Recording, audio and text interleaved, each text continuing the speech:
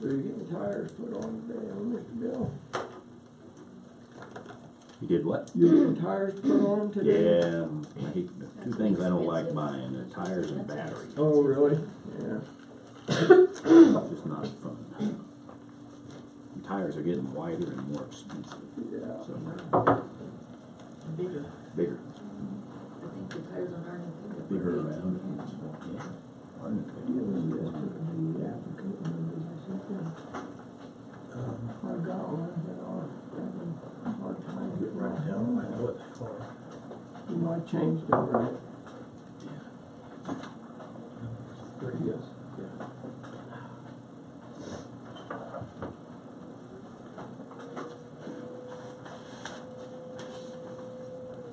Last week, my boiler for heating our house is just hanging on by the thread. No, we've been out of hot water twice and out of heat 2 or 3 times. And I keep managing to get it revived, but poof. Time for a new one, or is it fixable? I think it's fixable. That was Mario was calling me, the heating and air conditioning guy. He's pretty good. He says you probably need to go back to a cast iron.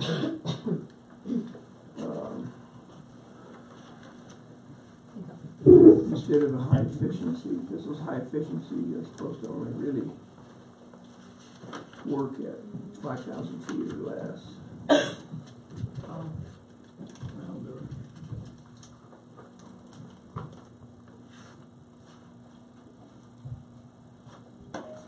So,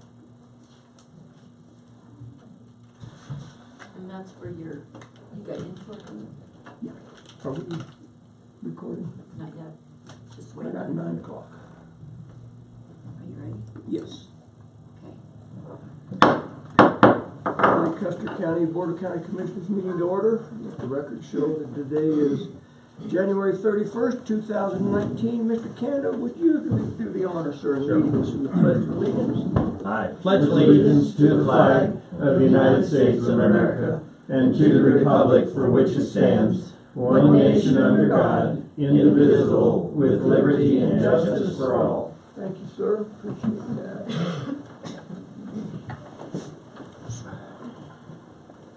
Madam Secretary, nice to have you back in the chair. Good to be back. Would you call the roll, please? Commissioner Flower, Present. Commissioner Kanda, Here. Commissioner Prince, Here.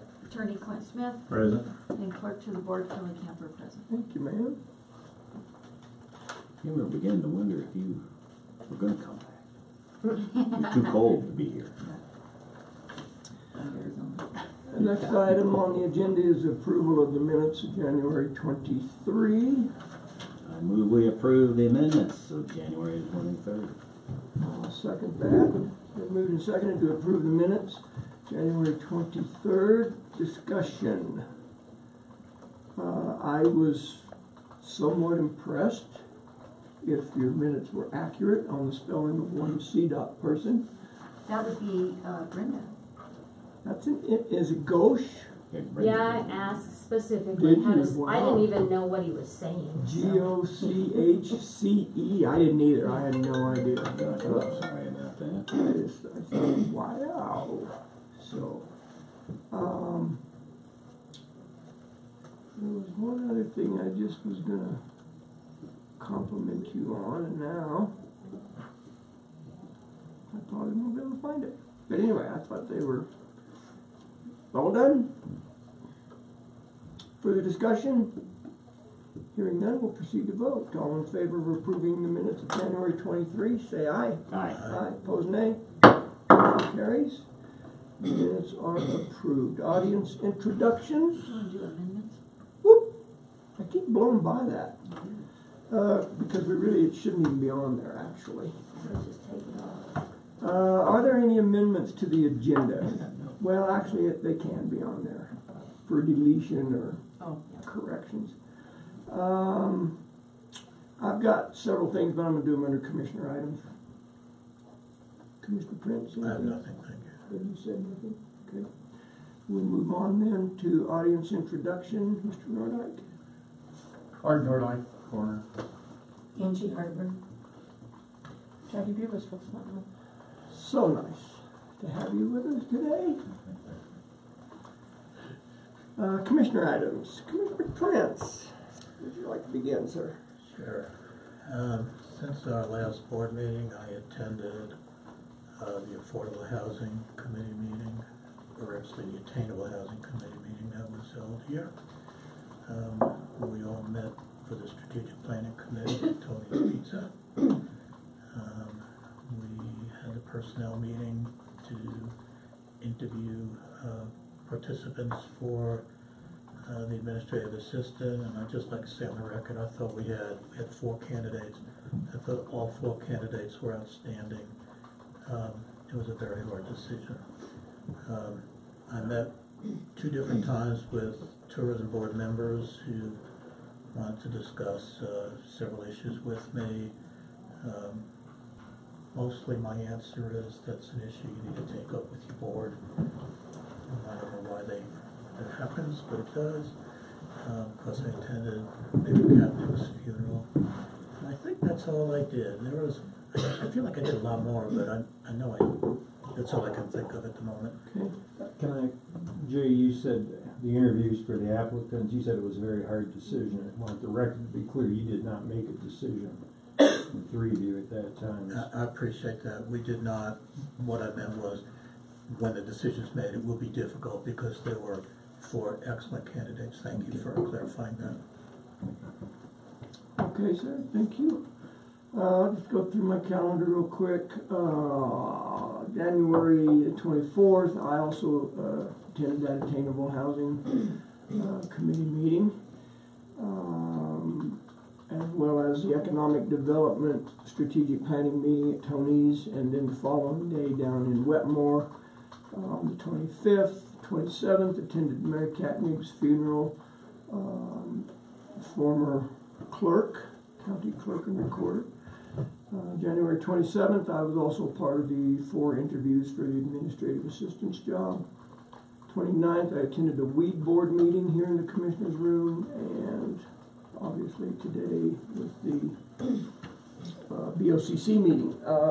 I may have a conflict this evening, is the tourism board's workshop at Tony's Pizza at 5:30. I'll be there. Okay, good.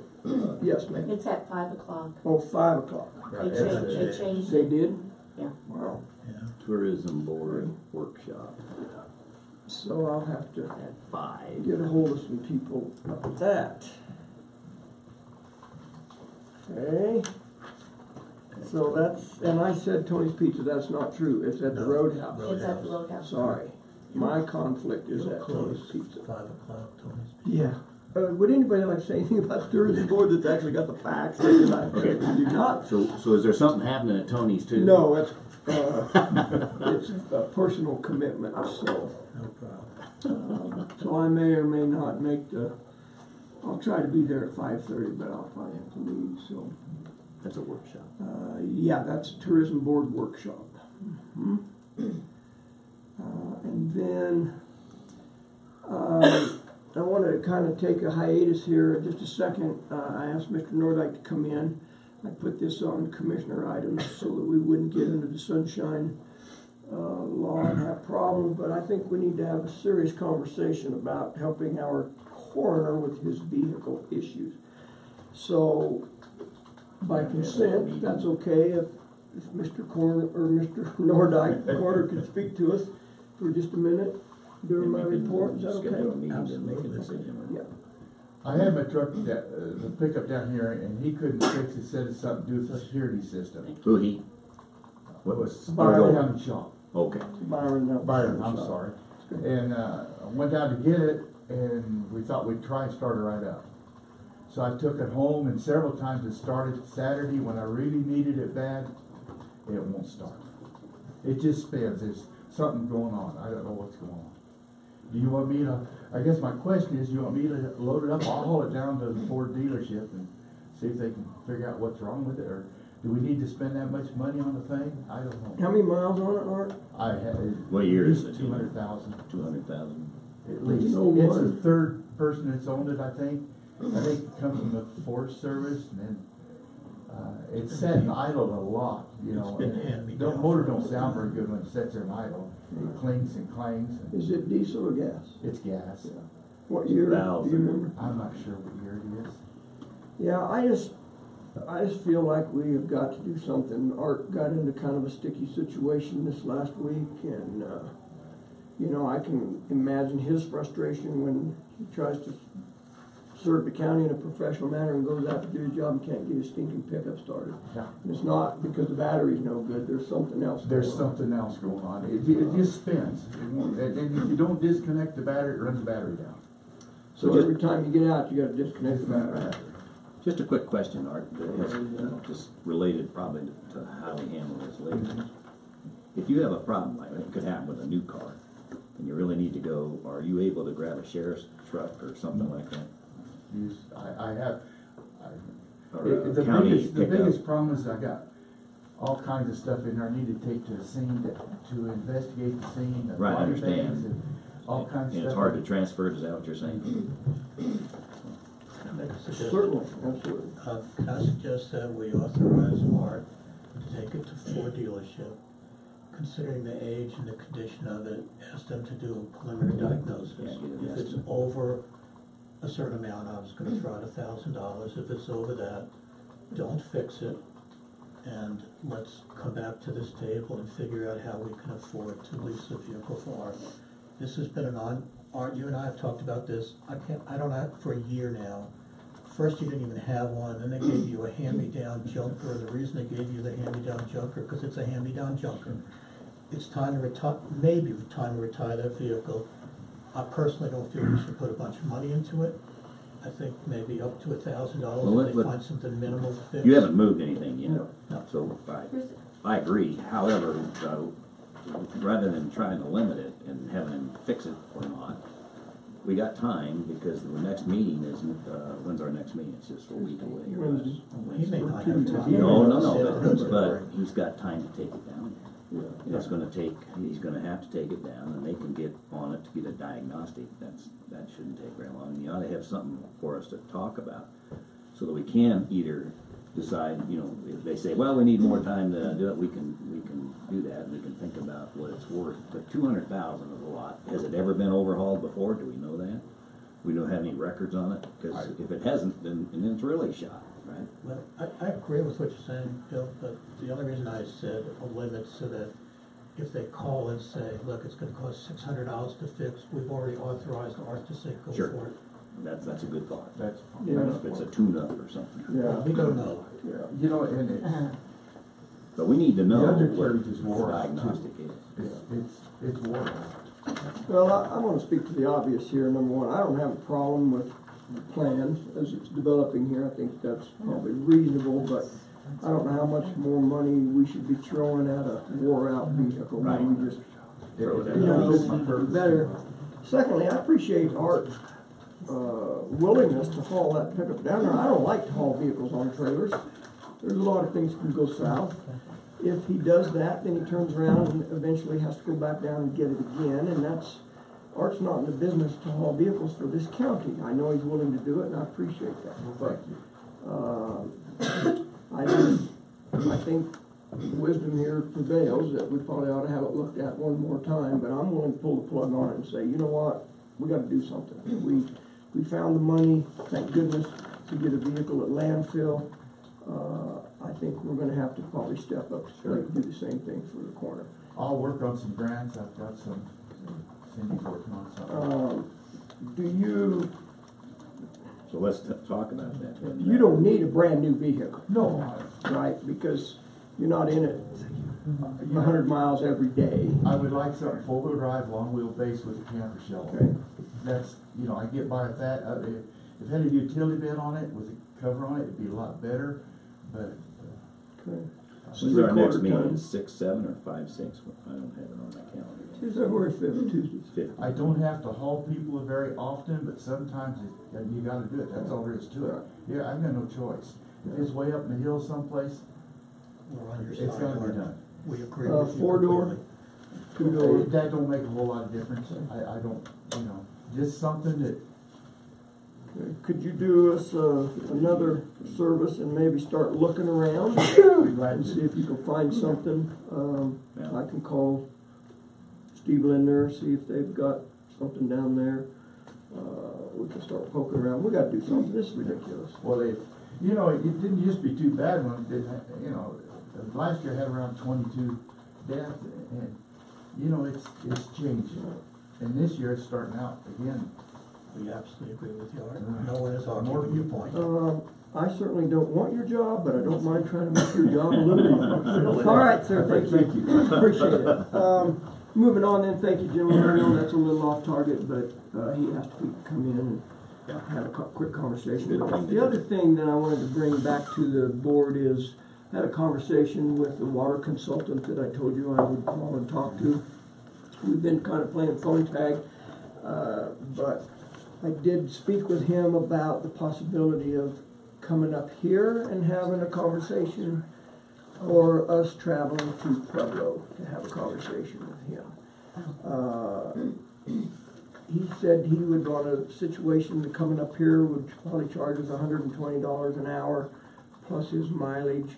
He would not charge us clock time to drive. He said, I won't charge you hourly rate to drive up there.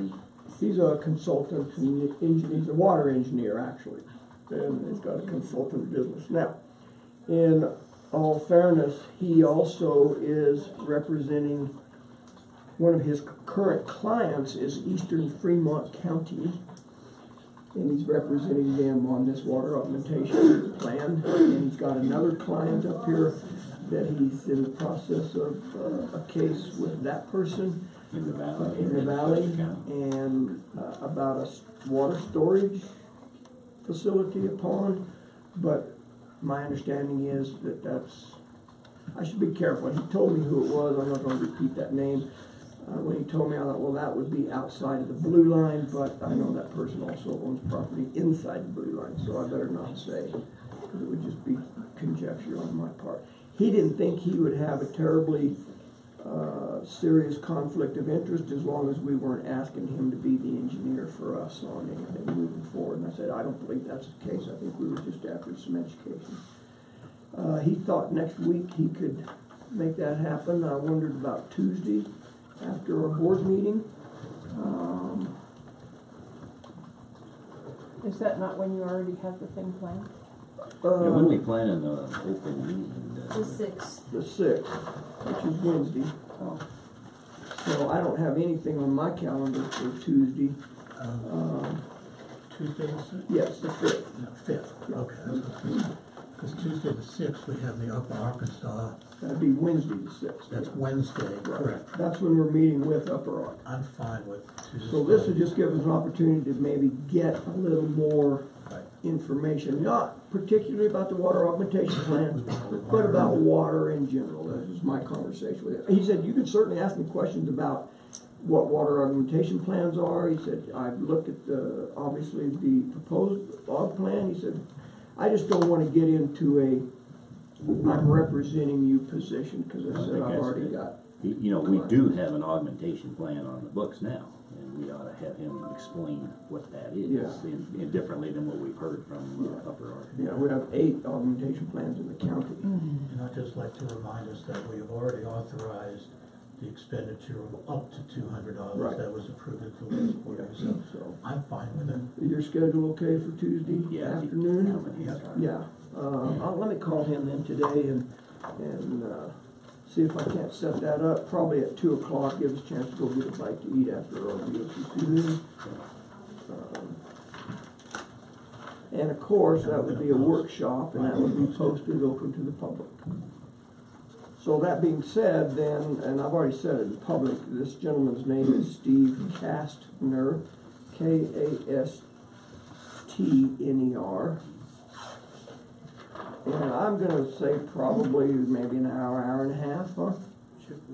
I would say let's just do it and see how long it Okay. takes. Can I ask a question about public input? We have I believe, the authority to limit public input. And since we're really trying to get educated for ourselves, would we want to set some limit on how much public question and answering can go on. so- I think you're exactly Workshop. correct there, sir. It's a workshop for us to get information, so I would say that probably with a rare exception, we'd say, you know, the public is welcome to sit in and observe. It's not a participatory thing. Counselor, you all right with that? Yeah, it's certainly. Because we could easily get off onto a rabbit trail. Where's the rabbit? Did you ever, no, I know who took possession of the rabbit. Who's that? That would be Sheriff Byers. Oh, Byerly got it. He asked because he wants to use it in his meeting, which I just went down a rabbit trail, didn't I?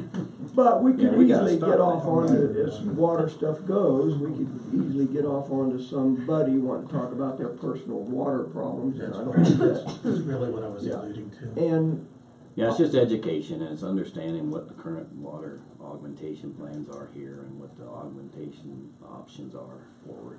yeah, so, Okay. so by consent, then I will contact him and we'll move forward with that. I also reached out to AT&T to find out what their start date was on the construction of the AT&T cell phone tower, and they said their target date for start of construction is May 10th, and they expect to be finished by the end of June, which kind of follows their original timeline, but we never did have an exact start date, so that's the plan as it stands now. So that's my report, gentlemen. Commissioner Canada? Yeah, a couple of quick ones. Same with you all. I was impressed with the interviews that we had for Donna or for Brenda's position. We'll talk about that later. And the economic prosperity plan has taken up a lot of time. And I'd like to talk a little bit later on. It's not an item that we need to vote on. Well, it might be. We'll discuss it. But because there's a lot of excitement about participating, and we've got two ways that are meetings that are participatory. That is the task force, and the public's invited to that. And the task force is the one that is going to chew on all the data that we've got. And they would like enough time to make sure they have a good meeting to do the good things that we expect them to do. And then there's the community meetings with the input from the citizens. So we are at a point now where we've got $260 left of the money that we've set aside for administrative and for the consultant. So I would like to discuss a little later on probably the option of getting in and augmenting that maybe with some community outreach money if we determine we need to add more than what we were able to do with what we've got. We are adding another meeting, and that is on Monday. You saw it in the papers, or you will see it today and tomorrow, that there is going to be a meeting for the open citizens meeting. Let me get it up here so I can see it. Get the dates and times right. I've got a couple of questions for you too. Okay. When you're done, Yeah. don't hurry. And so the next meeting's on the 4th, and you heard Cheryl talk about how exciting that will be because we're discussing the vision for the county based upon the input we've had so far. And that's going to be at Tony's Pizza, and the big deal there is it's a change of venue because we were going to do it at Rancher's Roost. It's just not big enough. So we're going to move it back to Tony's from 5:30 to 7:30 on the 4th, on Monday. That's for the public. Yeah. Okay. That's not a February? task force meeting. No. 4th of February. Yeah, Monday. I don't have it on the calendar. It's that's been on her agenda all along, and but anyway, it's in the paper as well. And the task Oh, 5:30? 5:30 to 7. Yeah, I did have it on there. I just didn't write down that it was economic development. Yeah, it's so I've been starting to call it, and we've determined that it's the Custer County Economic Development, where we decided it's really the prosperity plan for the county, strategic vision. So plan on coming to that, and then the next meeting we're going to add an extra task force meeting because we're swapping one that we're going to have at the end, and that would be that morning because she's here already. It saves money, and we'll be having at Rancher's Roost from 7 to 10 with the task force. And they've already had all the invites, and the public is invited to be there if they want to listen, and like we did before.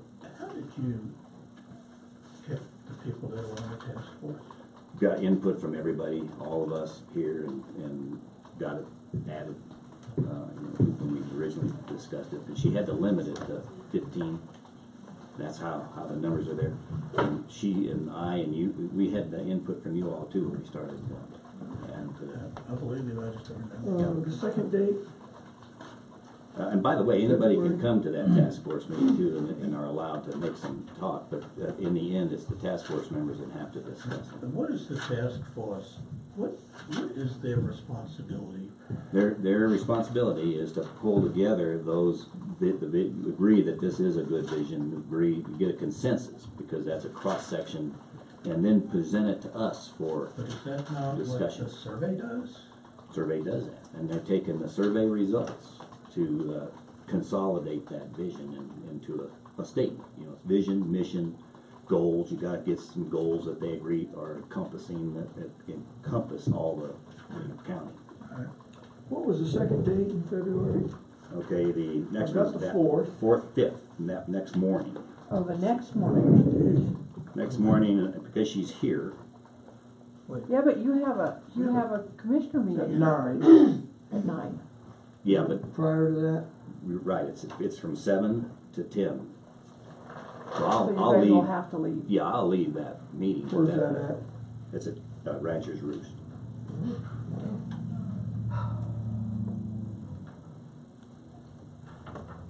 That was Is it gonna be a repeat of the one on the 4th? no, It's it's different. a task force meeting that's gonna take what they've got started already in discussion and what the results of that meeting that night on vision, and get them to have the discussion. Well, she's here to help facilitate. And by the way, the task force is free, if they want to talk and discuss things. The problem is not having a facilitator keep them focused.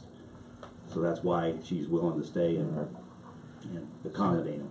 At 7 o'clock at Rancher's Roost? Yes, 7 to 10. And then, on the 4th, that is The a 4th community is a community meeting? meeting. That's what I had. Remember, she was talking about the big butcher paper with the vision, the artwork. Cheryl had mentioned, someone being a champion. Is the task force the champions? Or Yes. they are. Yeah, they have to, they're the people that are representing the backgrounds of the county, and they're the people that are going to take and get consensus on what is a good goal they have to present to the Board of Commissioners in another open discussion The that'll go, 5th is at 7 a.m.? before approval. 7 to 10. Is there a remote possibility that the task force would not agree with the results of what the community came up with? And taking what the community has taken, no, but they can agree on the priorities or not, if the consensus or not, it's not, they gotta come to a consensus. There's gonna be disagreement. You can't please everybody Sure. all the time. Sure. But you can take the ideas, and they're not gonna come up with a new idea that's off the wall that the community hasn't discussed. Remember that the community is building this plan Mhm. for them to put together in an orderly fashion. Okay, so Okay. the 4th and the 5th, that's Right. the 2 meetings in February. Yes, and there's another one on the 11th that's on, in the schedule. You know what I think that we'll do, we're gonna have to get I'll redistribute the agenda that she gave us all. You all should have a copy of the whole program that she's proposed. Now, we have a meeting on the Looks like 11th in this. the evening. And so the next meeting that she's got is on On the 11th? yeah, At what time is that? Where is it? I don't have it on this sheet here. This is Okay. just a sheet of her action item. Why don't I get that, and we'll have her put an agenda out of all the meetings that are planned. Can I interrupt you in the middle Sure. of this to bring up a topic that I mentioned to Tom the other day that I think maybe we ought to ask about? We have all our agendas that we kind of keep separate, and I should be following what you're doing and whether I Yeah, choose same to go here. or not. I've been going. When's the airport meeting? I may or may not know. I probably won't go, but I mean, I'd like to know it's there. Those So, are published. Yeah, I understand. They're all public meetings. So I suggested to Tom, maybe we could ask Miss Brenda or It's whoever's already on in the this schedule. to do a calendar for us and maybe email That's a great to idea. us what all three of us give input as to what we're up to, and then That's the a great administrative idea. assistant could send us, so we could all see. Because we're trying to get it from each other's calendars in this discussion. All right, so when's the next meeting? So maybe Ms. It ought to be on Brenda, would the, that on the be asking a calendar on the lot for you website. if we asked you to do Yeah, a calendar update for all of us? Well, at one point, we had discussed sharing Outlook calendars between the three of us, so when you have a calendar on your laptop, on your Outlook. Well, I use mine, but I use it for my personal stuff too, so I'm sure. Yeah, I we would don't- rather we don't have us care give about- her input I mean, on that's what's fine, and I important. can do that, and, you just need to get it to me. You can create a Google calendar, Oh. give them all access to it. what I was thinking was that maybe, and obviously it's only gonna be as good as the effort that we three put We into put it, but it, right. maybe submit our weekly calendar items, or for the whole month, it doesn't matter, but by like noon on Monday, and then we can generate that and send it back out. Miss Brenda gave me a desk blotter calendar, so I wrote on it yesterday just the stuff that I'm doing. I didn't take into account the input from you guys, but, I end up on the phone, then somebody says, well, the third Thursday, well, my planner doesn't have a monthly calendar, so I gotta go through and figure out what the third Well, you know, Thursday is. in order to, the reason there's three of us and we have our focus is so that you do focus, and it is, you know, that makes sense. Well, I thought there was three of us, so you two could agree with what I wanted. What you want to do. Maybe that's not the Just because case. you have the gavel. That I doesn't might make it. be under a misconception. So that's great. I mean, we have to be, somebody has to focus to make sure you're keeping things going. And I think it's right. We should be aware, and because there may be times I want to hit a weed board meeting. I did hit one, but it was accidentally on purpose. And that's my point exactly. Yeah. And that's what really started this. Tom said, well, I had a weed board meeting early this afternoon when I stopped in here for something else. I go, gosh, I would have liked to have gone to that. And I just, for whatever reason, I mean, I'm If sure you it's have my time. fault for not knowing about it, but I didn't know about it. Yeah. Well, and this, a lot like of the that. stuff I go to second Tuesday, third, well, I don't take the time to memorize that stuff. I write it down, and like I say, if you happen to not get it written down, and the third Tuesday comes by and you miss a meeting, it's like, oh my gosh. So I think it's a great idea. We can hammer out the details as we move along here, and You know, that's true, because what we've been doing, and I've been doing it, you know, you start the week, you say, okay, this is tracking all the strategic planning stuff. I'm aware of the meetings that are gonna occur and when it's gonna wrap up, and it's my job to let you know, but when I let you know, you've already scheduled something else. And therein lies the And so issue. if you wanna be there, you can't, which is, it's not a requirement, but it's a good thing to keep up to date as much as we can in each other's events. Okay, so All right, to bring it The to 11th, there's already something though, right? yes, yeah. So That's depending, the we're water. scheduled at the conference room down at Rancher's Roost at 6:30 on the 11th for a water. Commissioners are hosting. yeah, and that won't conflict with the task force meeting. Right, I got Which is that. gonna be, I'll have to look and see, I'm not gonna say it. The 11th Confuse isn't things. task force though, is it? He thinks I thought it that is was A sometime. public one, I'll look. sorry. Oh, I see what you're Let me, yeah, that's a good point, let me make sure, I'm gonna get the actual dates, I've got the bullets here, but I do not have Because the the dates. public ones should be in the evening. They are, that's why I was gonna say. That's why the public will not 11th could be an conflict. issue, Yeah. is why I'm just. It could be with that one, yes. I'm trying to look up that schedule, but I'm Okay, not gonna so find that. can we have three commit to give to Ms. Brenda? Yeah, I'll, We have so far give for the that month to- of yeah. February. Okay, and then as far as board meetings, like airport, they are published, they're the third Thursday of every month, at 10. And then there are other boards here, weed board, is that a monthly meeting, Tom? Yeah. We need to I think get, if we we need to do that- get Brenda to put those on a calendar, every one of them. Exactly. All the board meetings that we attend, and then when we have special meetings like this water court thing, then we do that. Yeah, So then the we kind three of of plug it us- in some The openings. three of us will give Yeah. Brenda the information, and then as it goes, we'll give her Right. updates. And Brenda, would you be willing to email it to the three of us when you do Yep. that? Okay, so let's get back to the original question I asked. Sorry about that, I didn't mean to get off on a tangent. No, I'm glad you Since did, brought because that we up. need to straighten it out, I'm glad you did. So what I'm proposing, because there is a lot of excitement and interest in having an extended time with a facilitator, I would like to be able to use, and we need to discuss, and we want to do that. We want to do, I don't have to do it today, but I would propose using some outreach money in order to have that in a bucket if we decide to have an additional meeting, if that's what the task force or the community and we decide we need to do. How much money was, this is one of the questions I wanted to ask you. Out of this grant, how much money was earmarked for administration? Do you Here it remember? is. I'll give you the numbers. I've got. When we started the process, we had a grant for 26.5 from DOLA, and we had 4,500 from us. Her total bill to us was 29.5. Okay. So we've used up part of our input already on that, and then the advertising and then some of the administrative costs of the first meeting that we've had for drinks and stuff. We've got, of that money, we have $261 left. Right, I got that, but I was wondering what we started with. Yeah, and we started with 31,000 31,000 even. Right. So we had And she's $1,500.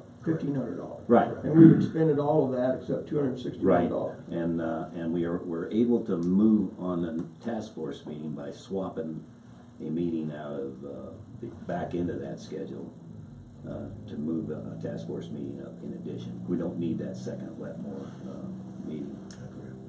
So what I'd like to do, because the task force has asked us for time, and I would like to be able to at some point say, all right, we've got $20,000 set aside for community outreach. That's our budget. That's a budget item.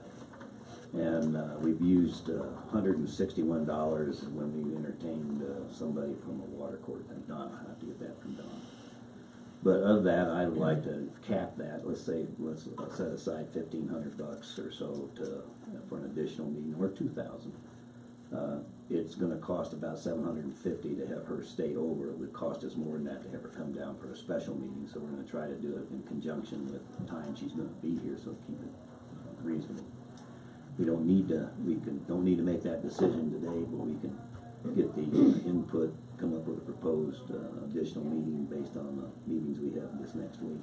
So just so I conceptualize this, you're suggesting taking an additional 1,500 to 2,000 for community outreach and add it to the strategic plan project.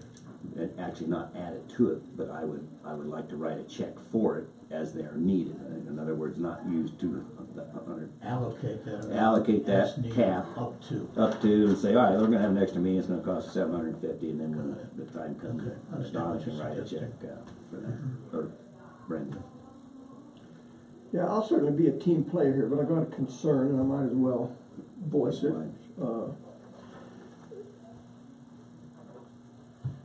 We agreed to match this whole process of $4,500. Now that could easily go to $6,000. Could. Or 6,500 or whatever it is. That's a concern for me. I would have liked to have seen us stay within the $1,500 budget, and that's what it was. I get it that we had printing and some stuff with the survey itself. And that's a good concern, and you always want to manage a program to budget. A plan is only as good as when you start to execute it and you react real time. And here's the downside of not doing it. We can hold it. We don't have to do it at all. And we run the risk. Remember when Cheryl cut everybody off the other day because time ran out? And then we cut it off the next time, and the next time we run the risk of the perception or the reality of then the plans put together, it's presented to us, maybe not complete, and you get the problem with them thinking that the commissioners are going to just make a decision on it. Well, I know if S Brand came back and said, "Oh, I kind of miscalculated. We need another $1,500." I kind of have a suspicion what our response would be. Sorry, we've already agreed to the dollar figures, and there's a contract. Right, that's right. I know we don't have a contract about what you were talking about, but well, you're right, but the difference here is you can always amend the contract if you agree that's the requirement to change it. Right. You can always sure want whatever the program is to stay within budget. Yeah. So I'm not proposing to bust out No, the I budget, understand. I'm proposing it's a thing that we can discuss, we can decide, we don't have to do that. Yeah, you know, we've had 2 meetings and now we got $260 left out of 1,500, so 1,300 of it was gobbled up in a hurry. I agree with that. And I think not knowing what our expenses were going into this, running over budget on such an important project, in my opinion, we have money set aside without it being directly earmarked for a specific project, community outreach. I would hate to shortchange this project. We've got $31,000 invested in it, another 1,500, 2,000 to me, because we didn't understand what the expenditures would be. Certainly seems reasonable to me. And we've always said, this is not something that in the past, they've okay, let's do a quick study, let's do a This is a plan, and it different sits animal. there, it doesn't get executed, and they didn't really grab a hold like we have. This is a different animal. I agree with you. I mean, we didn't just hire someone to come in, Tell ask us- some tell us what questions, they and know. give us a piece of paper that we threw in a cabinet. Right. It's a whole different animal. Not knowing what the cost would be, we suggested maybe 4,500 of our money would cover it. What we're looking at now is maybe as much as 6,500 will cover it. I'm not upset with that because projects unknown going in sometimes overrun, and I think it's reasonable. You're not asking for $1 jillion more. And I'm not even we don't know that we'll actually spend it. I got it. I'm with you. I'm not opposed. I appreciate you bringing it to the forefront now, and so I can address it. Okay. Good. Anything else, sir? Can I just make a comment? Uh, I just think. Hold on just a You second. can do it at time. Okay. Do you have any other Yeah. commissioner items? What was the other thing? Oh, airport, of course, is always a lot of activity going with BOCC, and so we're working transfer of funds. Now everybody's paid up. BOCC is transferring the money for Cypher this week. We're paid up with Armstrong, except for a $3,000 geotech study that they did on the ramp back in November, and they knew when they submitted they weren't going to get it before now because it hit us during the December cycle and the budget problems that we had doing that, so that's not an issue. Also, working with Jackie and board on their strategic vision for the airport out there. I missed the last meeting. You were there, Tom. It was a good meeting. And things are cooking along. And that ought to do me for now. We're going to talk about the personnel stuff. I think, sorry, go ahead. I was just to follow up, I'm sorry. Do we want to put this as a future agenda item to discuss additional finances for this project? For the S-brand? Yeah. I think we should. Yeah, I suppose, We certainly can't take a vote on it now, but if we. No, that's why I brought it up. We can discuss it at the next meeting if we want to. We put on the agenda, then we could make a decision that we allocate or choose not to allocate. Sure, and we'll have a little more input based on these next 2 meetings. Okay. yeah, why don't we add that under new business on the 5th? Will that work? You shouldn't have Yeah. big expenses prior to that, huh? No, and you'll have the actual agendas with times by then. Miss Brenda, I'm adding that to my February 5th agenda. Proposal for additional funding. Fingers aren't working this morning. Additional S-brand funding. It's not really S-brand, so let's not do that. The additional strategic economic prosperity plan, strat plan. I just have a proposal for additional funding for strategic plan. Thank you, Right, ma'am. that's all. On the first item, new business. Second.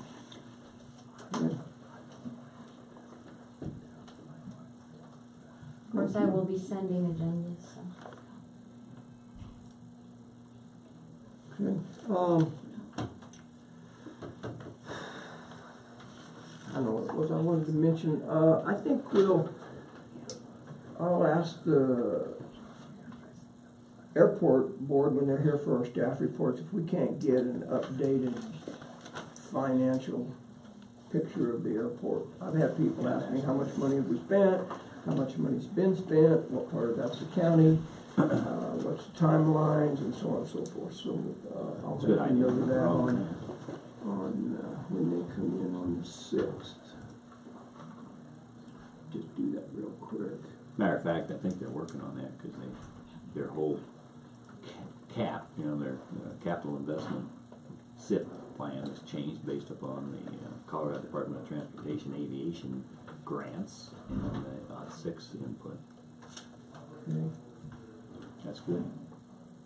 By the way, I forgot to mention, we're going to be working a DOLA grant to help offset some of the cost.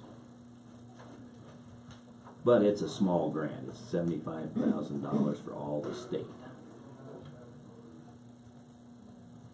Okay. So we're in competition to help offset the cost of construction.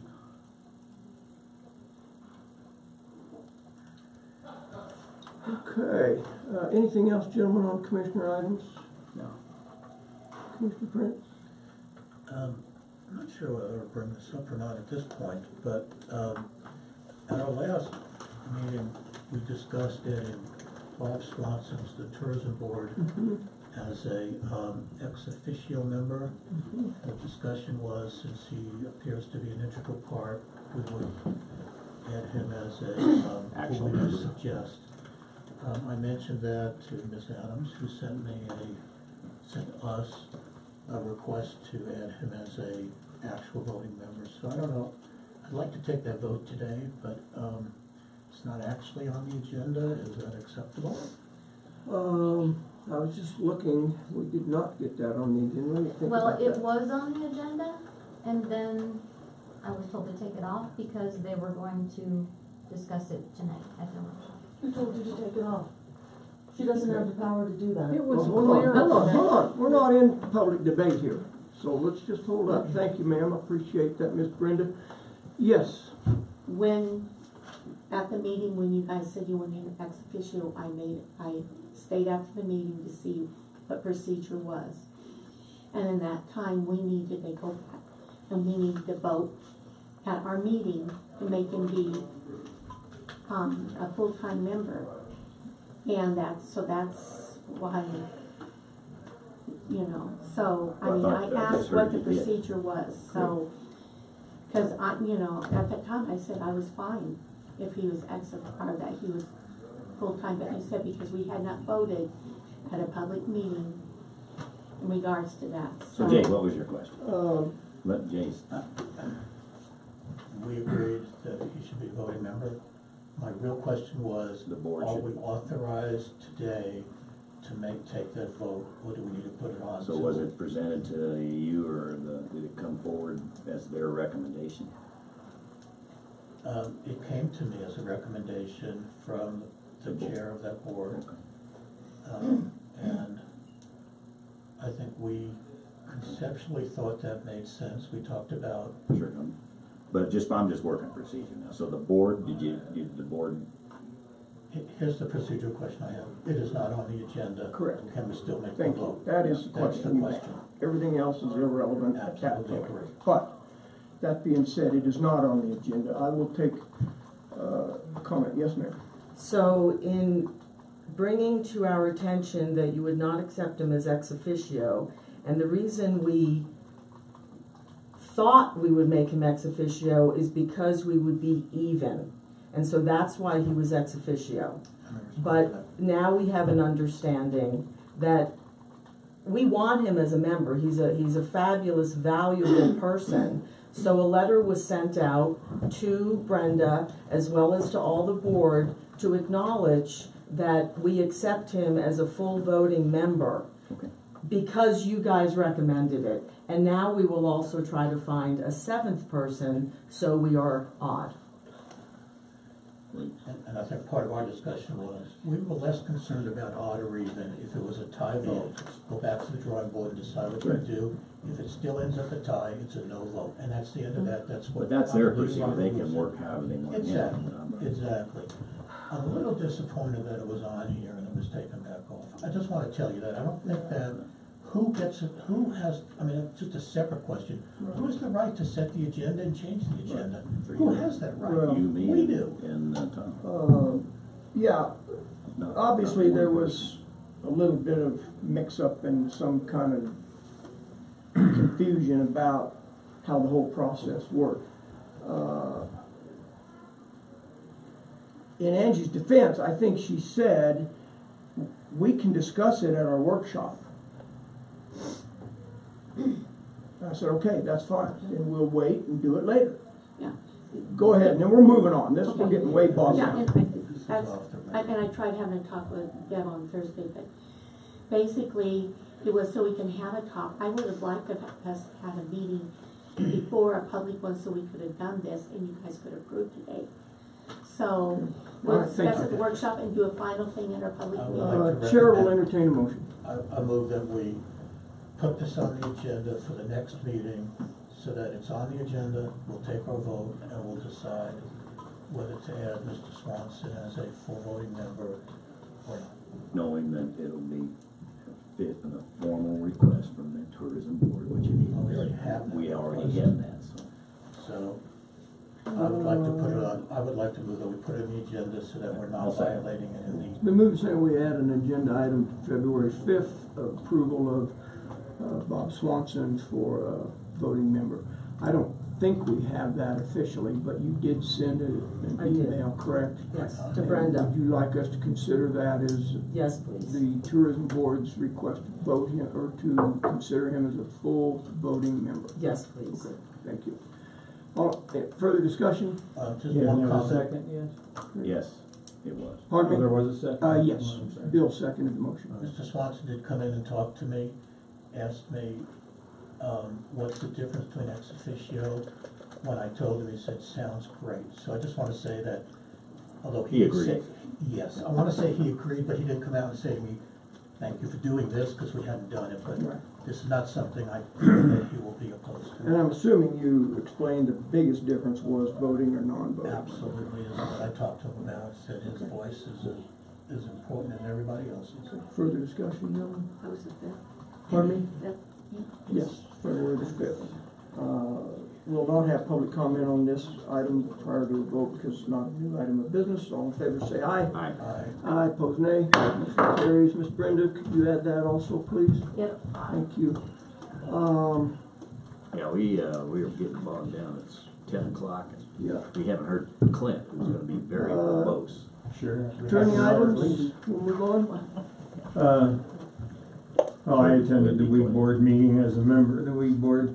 Mostly I've been working on Mark Howard, and at our last meeting I went public with that as far as, since he's filed more complaints against the county.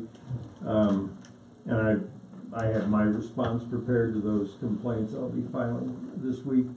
But it was interesting because I got involved in another matter at the last minute. He has filed complaints against other business entities and nonprofits here, and one of them, nonprofit, and Jay's familiar with this, I'm not gonna talk about the names or anything, but they had a mediation session coming up, and at the last minute, nobody on the board of directors wanted to actually do the mediation because they were all afraid of Mr. Howard, so I stepped in and handled the mediation for them. As county attorney or? No, not as county, as private Thank you, counsel. sorry for the interruption. Yes.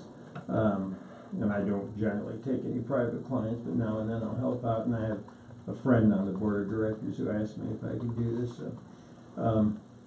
And I also learned, by the way, that he's filed another complaint against a major business in this county, and it's the same thing I found out from the information I got preparing for this mediation hearing, is that Mr. Howard's never actually filed a job application, but what he does, and this is the same I've seen several times now, he watches the newspapers to see what jobs are posted, and then he claims later on that he filed a job application, although he never does, and claims he was denied because he was discriminated against for the usual things. And in this one, actually the mediation, and I didn't get the way that mediation is handled is by telephone. The mediator just calls and talks to me and then talks to him over the phone So I've never had an opportunity to be in the same room with him or even be on the line with him. And I'm not even sure he knew I was handling it for this nonprofit. But things were agreed on, sort of, and it looked like it was all settled, and at the very last minute, then he said he wanted economic damages, and I found that very interesting because it just showed his true colors. What he wanted was a monetary settlement, and of course that was completely out of the question. So the mediation fell apart. But it just gave me kind of an insight into Mr. Howard, and I've been communicating with Shannon since he's always, the one who's named in these accusations, and Shannon and I are going to get together later today because I have an idea that I want to run past him. I won't go into the legal details of it, but since we're going on the offensive here, I think I have an idea that may really, put Mr. Howard into the spotlight himself for a change. So that's what I've been doing since the last. I found it interesting, as soon as we moved forward, the tenor of his emails changed. His whole demeanor, his whole approach seemed like, well, wait a minute. So I thought that was interesting. It's interesting. I mean, I know you're getting some, and I'm getting a couple a day from him, but some of the things that he's saying, he's setting himself up. I don't think he realizes what he's doing in this, but I'll be talking to Shannon about it. These new claims that we've been seeing related. It's all, the claims are all the same, that he applied and he was denied because of discrimination, because of his, he's really relying heavily on his alleged handicap or his disabilities. Right. And he also, what he claims is age discrimination, religious discrimination. But he never applies, so how do you? Well, that's, but he says he did. And that was it. One other thing, by the way, in talking to the Civil Rights Division, the mediator, they're very aware that Mark Howard just makes, this is a cottage industry for him filing these, and yet they just accept them, and their attitude They is buy them off before without even worrying about whether it's real or not? they just, if somebody files a complaint, it goes into their system and they just treat it Like it's real. Yeah, and that is so aggravating to, the other people I'm working with on this, dealing with this, that they give him this instant credibility. It actually sort of aids and abets him in just continuing to do this.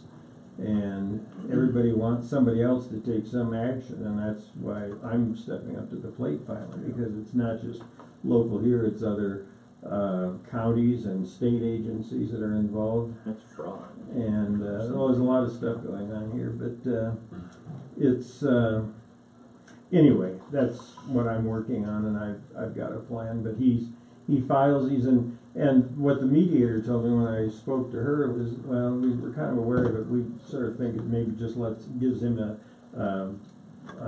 avenue to where he can let off steam a little bit. Well, yeah, that's fine. Meanwhile, he disrupts everybody else's lives on this, and I'm very critical of the way the Civil Rights Division handles this and gives him some kind of, in his mind at least, that there's credibility, or they're listening to him, and he's got some merit to his claims. But I'll keep you posted on Good, this. thank you. Anything else, Council? No, that's it. Appreciate that. Administrative Assistant, I have nothing. your time's running out. You realize that, right? She's gonna unload at the last minute. She's so short she reaches up to tie her shoes. Wednesday is the day. Yeah, that's exactly right. Public comment. I just had a comment that I think the person you hired for the economic prosperity planning, well worth her, the investment. The meeting was very well run. She kept it under control. I just give kudos to whoever found her and that you hired her. Yeah, we've had a lot of good comments. Yeah, she was awesome. She toes the line, and she doesn't push it. She just makes you do it. Yes, that was a contact through the Economic Development Company. Yeah, really good. Thank you. Other public comments? Okay, no? Cheryl Trent. Oh, Debbie Oh, Adams. Debbie Adams. Debbie. I.E., thank you. If not, we'll move on. I don't have any unfinished business, gentlemen. No, sir. Okay. We'll move on to new business. Public comment will be allowed for each item that is an action item that will be voted on by the commissioners. Our first item of business is the hiring of a new administrative assistant. Obviously, we conducted interviews for that position last week. Do you wanna wait for Donna? Yes, I'm gonna wait. Okay. So, No decision. Commissioner Kanda attended that interview process via the telephone. Commissioner Prince and I sat in on those interviews, as well as our human resource person, Donna Hobby, and our administrative assistant, Brenda Gady. Ms. Hobby asked me this morning if we would contact her when we got to this point in the agenda. So Brenda has called her and has invited her to come over. So I spoke with counsel, and on his recommendation, I would like to handle this as a anonymous discussion at this point. In the event that we happen to have a candidate decline the offer, then we can move forward and obviously not involve a lot of names. Not trying to hide anything here. I think we just would be better served in the event things don't go how we hope they would go. But I do need to indicate that it was a little awkward to have this interview process. We did have some discussion about each of the candidates. We did not make a decision. That was left up to the three of us to decide in our own minds prior to this morning who we felt would be the best fit for the administrative assistant for our county. So How do we do it anonymous? Is it candidate 1, 2, 3, right, and 4? I had sent out an email to Brenda, Miss Donna, and the three of us, and I just randomly assigned numbers to those individuals so that they wouldn't happen to be misconstrued as that's the order we interviewed them in. So I just scrambled up the order and sent that. I can find that again if we need to. Miss Donna, do you have anything to say at this point before we move on? We haven't even had a motion on the floor. I was just laying out the process. Okay. Thank you.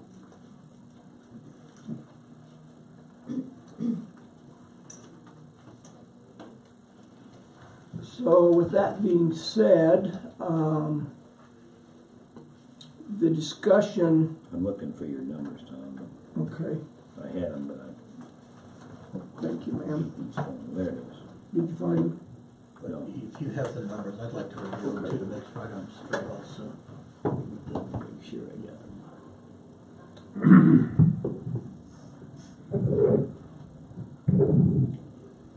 Okay. All right. And it's at the top of the circle, because I have two Yes. different, okay. Yeah. Because I did Yeah, write yeah. two separate numbers. Yes, thank For you. my own self. So, Chair would entertain a motion for the hiring of an administrative assistant by number, please. I'll move that we make an offer within the range of our salary justification that we've approved in the budget for candidate number 3. Okay, I'll second the motion so we can discuss it. yeah, thank you. It's been moved and seconded that we authorize, I'm paraphrasing a little, so you grab me if I go off the rails here, that we authorize our human resource director to offer a position of administrative assistant to candidate number 3. Discussion. Okay, let me open up, because Jay already opened up a little bit early, but I agree with what Jay said. We had great candidates. They were all good. However, I believe 2 were outstanding. And so, and candidate 3 happened to be one of those, and the other was candidate 1 in my mind. And so, that's a tough decision to make, and there's enough difference between the two that it's not a black and white, process. So I'm comfortable with 3. I don't know how do you feel? Is it, Jay, is it, they are close. I had a terrible time between the two candidates you're discussing, but both of them are absolutely outstanding candidates. And if for some reason the candidate that whoever we vote for some reason does not accept our position, I would be very, very comfortable with the backup person, the one you're discussing right now.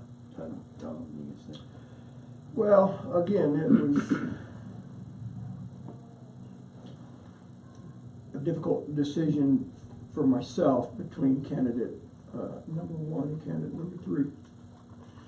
I think there were some inherent things with candidate number one that probably swayed me to lean towards candidate number three, as Jay has made the motion to. I don't know that it's appropriate for me to expound on all of my personal feelings about that. I'm just not sure what's would be legal and what isn't legal, so I'll refrain from the specifics. But Like we're all in the same. I believe I can support candidate number three, but boy, it wouldn't take much for me to give serious credence to, because they were two outstanding candidates. I could say that. We were very lucky to be in this position. Yeah. So I feel like I can support that. Further discussion, gentlemen? I would add too, for the public's benefit, that Ms. Brenda's resignation takes effect February 14th, so our intent is to hire and bring on the new person in a transitional period up to 2 weeks to kind of get that person up to speed, not only with what Ms. Brenda's job is, but Ms. Donna is going to work with this person as well, and so we can have kind of a multifaceted situation here. So originally I felt like 5 days was enough. Then I was reminded that we were really asking this person to be trained in two positions, an assistant to Donna as well as being our administrative assistant. And so then I certainly rethought my position and agreed that maybe up to 2 weeks would be reasonable. So that's what we're looking at, try to bring this person on early and have some good transitional time. Anything else, Ms. Donna, you want to add? Nope, you're absolutely correct. We had really strong candidates. We were really fortunate, so. Good. Ms. Donna asked this agenda item be put on early because I think if this motion carries, then your intent is to try to contact that person today. Is that correct? And I'm assuming if you do and you find out, you would let us know. It may happen before the meeting's over, but if it doesn't, that's fine. I mean, but that was your intent. You wanted to jump on that today if possible. And I would just like to say for the public that as soon as, if this person accepts, then I think we should immediately make the name public. Oh, I agree, yeah. Okay, further discussion? Public comment? Hearing none, let's proceed to vote. All in favor of authorizing Ms. Donna to extend the contract to candidate number 3, say aye. Aye. Aye. Point of order, Yes, sir. point of order. This is not a contract position, is it? No, it's a county employee. Okay. Well, thank you. I'm just It's concerned. an at-will contract, technically. Yeah, but the connotation normally is if we have someone under contract, an employment contract's different from an at-will employee. So Point well excuse taken. me No, for point well bringing taken. that up. Yeah. I'm just concerned that that may come back. Yeah. It's one accepting written that person for the For an position. at-will employee position. I'm fine with that. I Yeah. vote yes then. Opposed? Thank you for that I'm point of sorry. order. No problem. We'll revote just to make sure, so we're all clear. All in favor of offering an at-will employment position to candidate number 3, say aye. Aye. Aye. Opposed, nay. Motion carries. Thank you, ma'am. Right, thanks. Appreciate For it. your help. Okay, review of vouchers and signing the checks. I've got the hard copies. We've got the electronic copy. I'll move that we approve the vouchers for January 2019 as presented to us. I saw nothing there that jumped out at me. Okay, thank you. You did second it? Yes. Been moved and seconded to approve the vouchers. Discussion. I had a couple of just notes. Let me pull that up. I didn't see. I did go and track down a couple questions that I had. One of those had to deal with Department of Human Services. I got an adequate answer to my inquiries there. And then, let me go back to my notes.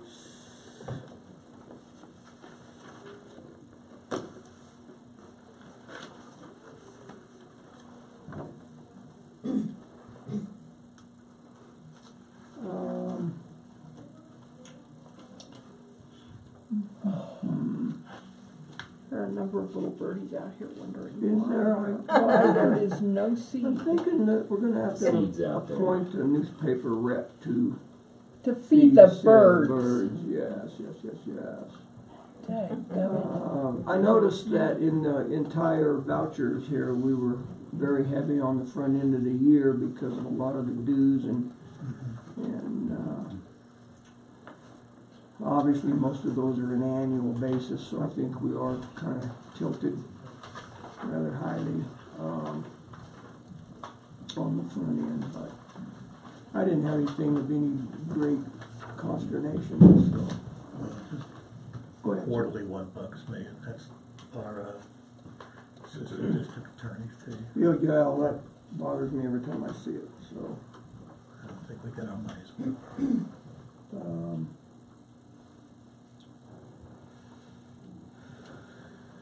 So, further discussion?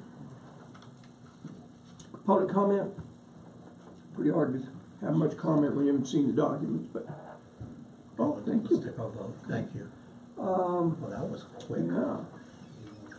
Hearing none, we'll proceed to vote on whether accepting or approving the vouchers for January 2019. Say aye. Aye. Aye, opposed nay. Motion carries.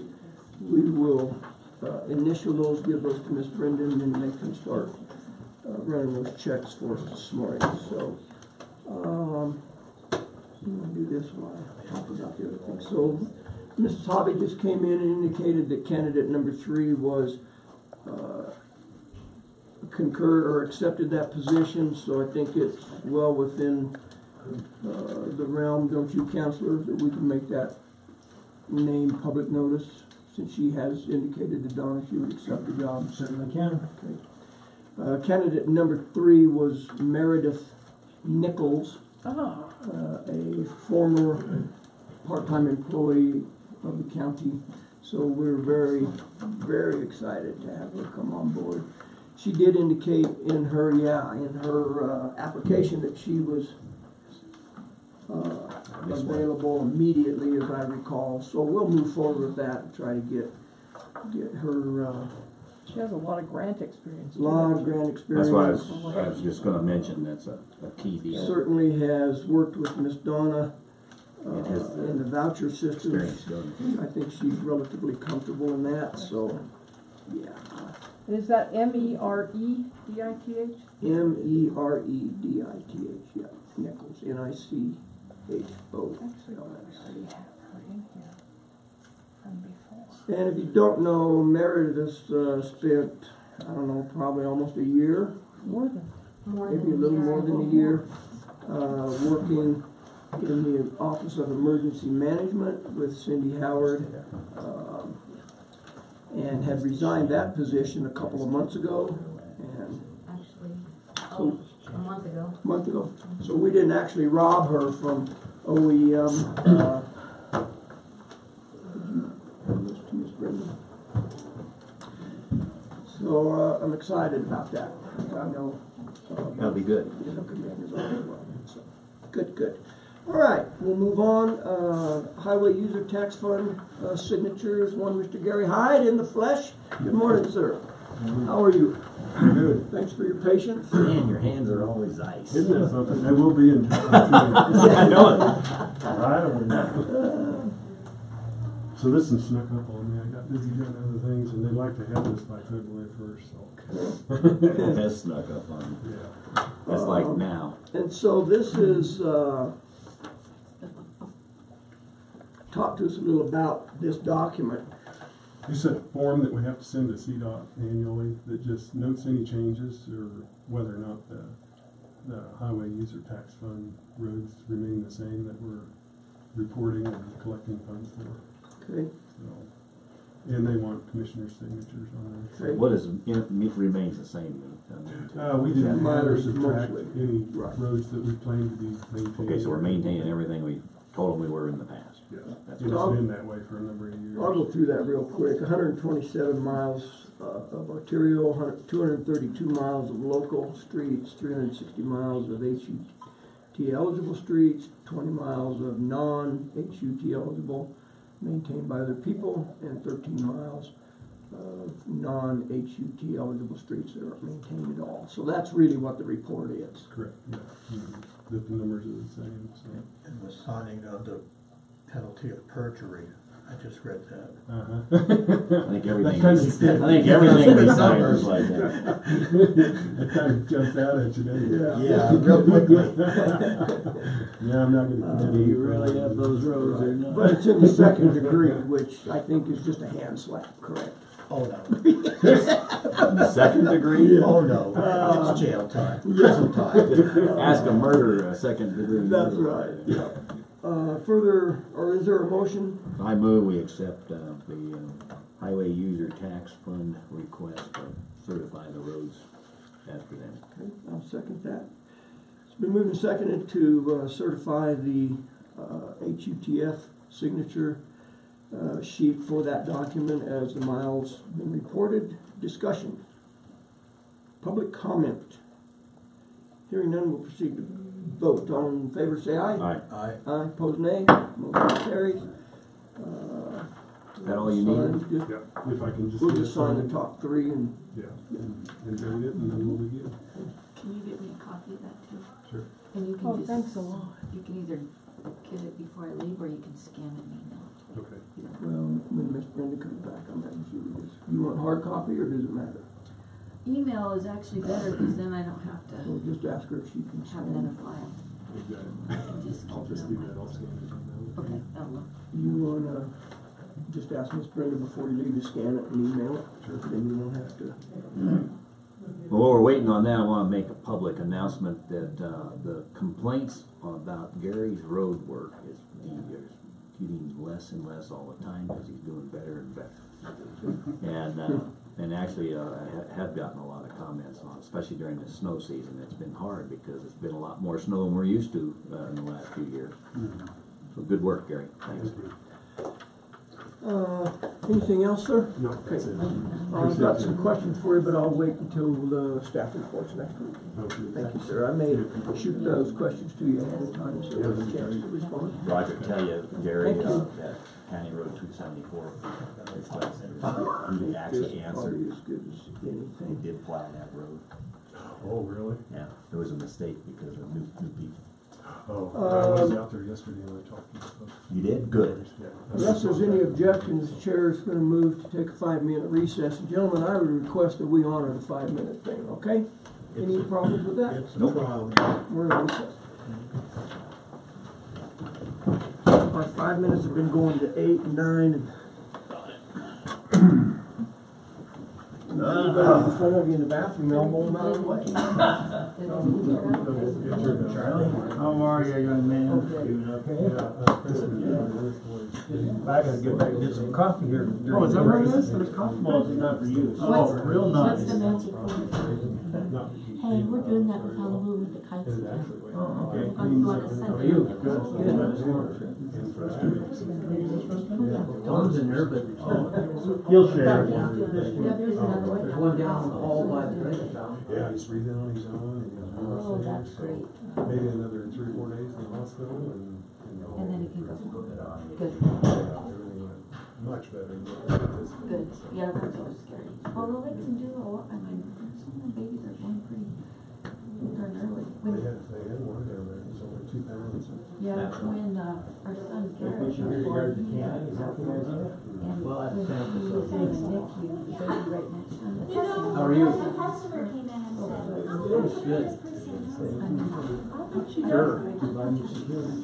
Yeah, even. Yeah, everybody's been aware of that issue. Yeah, and their skin is fragile and everything, so I'm glad it turned out. Yeah, he was only in the NICU. Yeah, different. Thank you for doing that, I appreciate it. Even up and out. That's right. Here you going over to the office? Yeah, your office. Would you give that as a rundown to Sherry, did she hear that first? Councilman, is it okay? Yeah, you spilled milk on it. Oh, crap. Appreciate that. You sound terrible. Okay. Oh, did you? Spilled my coffee. Give me something to do, I guess. Serving some legal papers, and they were trying to, You did it one of the guys yourself. was going down to the shop and Especially because you just got it, didn't you, so it's nice and hot. Yes, I haven't spilled on myself. waste coffee. Yeah. I'm gonna talk to him about that. No, I'm gonna look up somebody. Somebody calls things. Did you spill it on your computer? No. Oh, that's a good thing too. I'm gonna try to get a hold of lawyers paid and stuff. I mean, yeah, he just struggled so bad, he sounded terrible. Infection in his blood now. Clint, thanks for getting involved with that thing. Yeah. I appreciate it. He was gonna come down. I didn't feel got a qualified. fire when he was gonna come get him, he's not long enough to do that. So I tried to get a continuance, it was the last minute, they wouldn't give me one, so.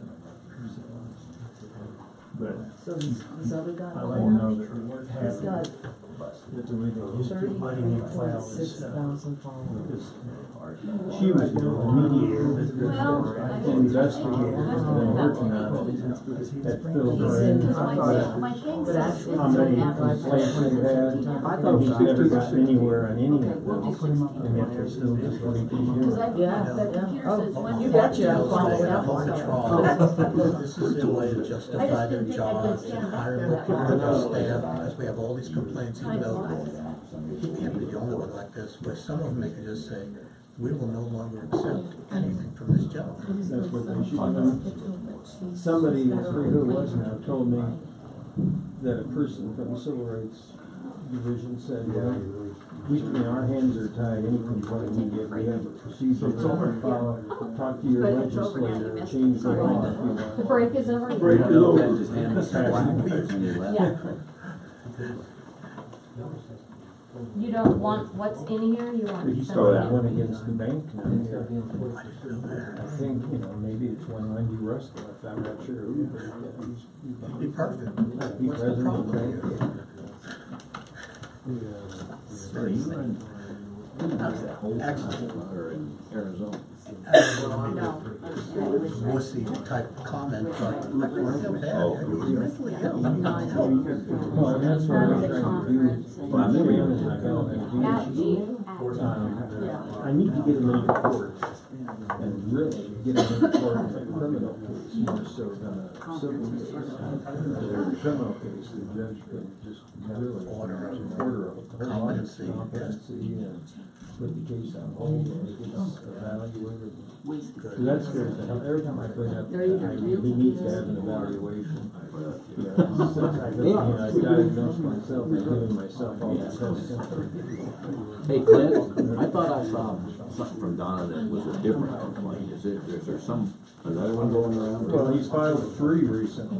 But it's the same guy. I got the impression it was another person. No, he's the only ones I know of are the ones he's filed. Okay. Meeting will come back to order. 1 minute extra. 1 minute too long. But you gentlemen did well. We were here. Yep. We'll move on then. Thank you. Tourism Board budget revision is the next item of business. Mr. Ellison, welcome. Good morning. bench? Yeah, you may approach. Right, how are you, sir? Good morning. I wouldn't have granted it. I don't know that typically following you may approach, there's a big old smiley handshake all the way around. Well, that's good. The reason I'm here, I'm gonna pass this around, Okay. I appreciate it, is that when we did the budget last year in October, we decided to take a very conservative estimate because we didn't know what the receipts, if they would follow the same pattern. So, I'm here to go back to roughly where we were at before we revised downwards. And I'll show you all the details, but I want to set the context first. And I know you've seen the new budget.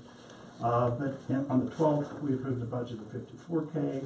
Receipts came in at $20,000. That's 48% of the budget. And that was right what I thought it would, or at least I should say that was according to the normal pattern. We have a balance forward of 80,000. And just a little factoid I'd be interested in, based upon the actual receipts for last year of the tourism tax, it means that the county drag-along sales tax was 62,000. Okay, your term drag along, So that means when you pay tourism tax, it pulls in sales tax you wouldn't otherwise get. okay? Got it.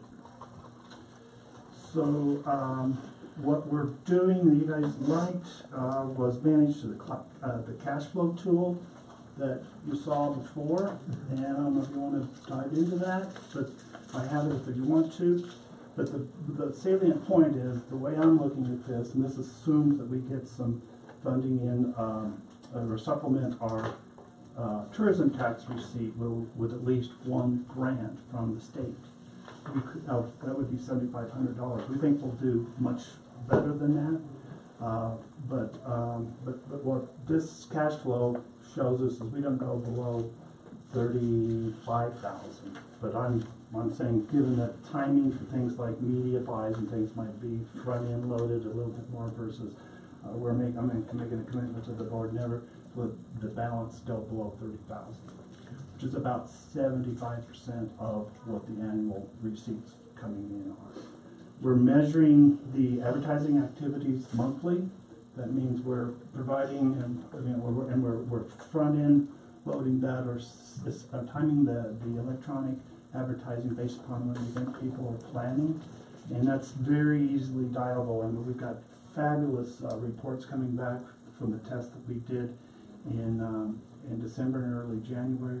We're getting double-digit click-through rates, which is absolutely unheard of. And so it really bodes well for the summer, and we didn't spend that much money. Any questions on that? It's kind of a technical term, but probably Early PPC, what is that? pay-per-clicks. Pardon? Pay-per-clicks. So that's one thing. The VistaWorks we're working with on the web and marketing, they work with a lot of other county tourism boards in Fremont County, was called. They're used to 2% pay-per-click rates. Say that again. Pay P- per P- click. Yeah, Pay per click.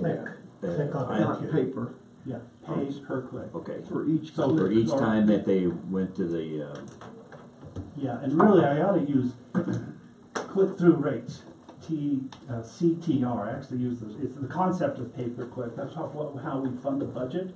And we can fund that on a daily basis or a monthly basis, and once that budget's gone, then it's gone, and we can target that how we want.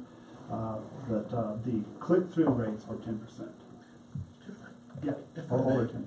Is this a statistic that is independent, or is this from VistaWorks? Could it be skewed? No, absolutely not. Because it's Google Analytics. Okay, so it's an independent, it's not our paid. No, no. Where does No. that information come from? Who tracks that? Google, and then what VistaWorks does is, and we'd be glad to show you the reports, but we're now getting a monthly report showing the activities and measurements that we've put in place towards the end of the year. From? VistaWorks is getting information from Google Analytics and from what's on our website. And then that comes together in a report that gives us the overview. So VistaWorks is providing you the report? Yes, but Okay. most of the content is coming directly from Got Google that. Analytics. Got it. Yeah.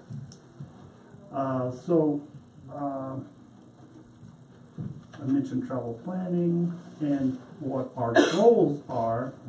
Absolute commitment is 5% growth, but we expect 10% growth in tourism as measured by the tourism tax.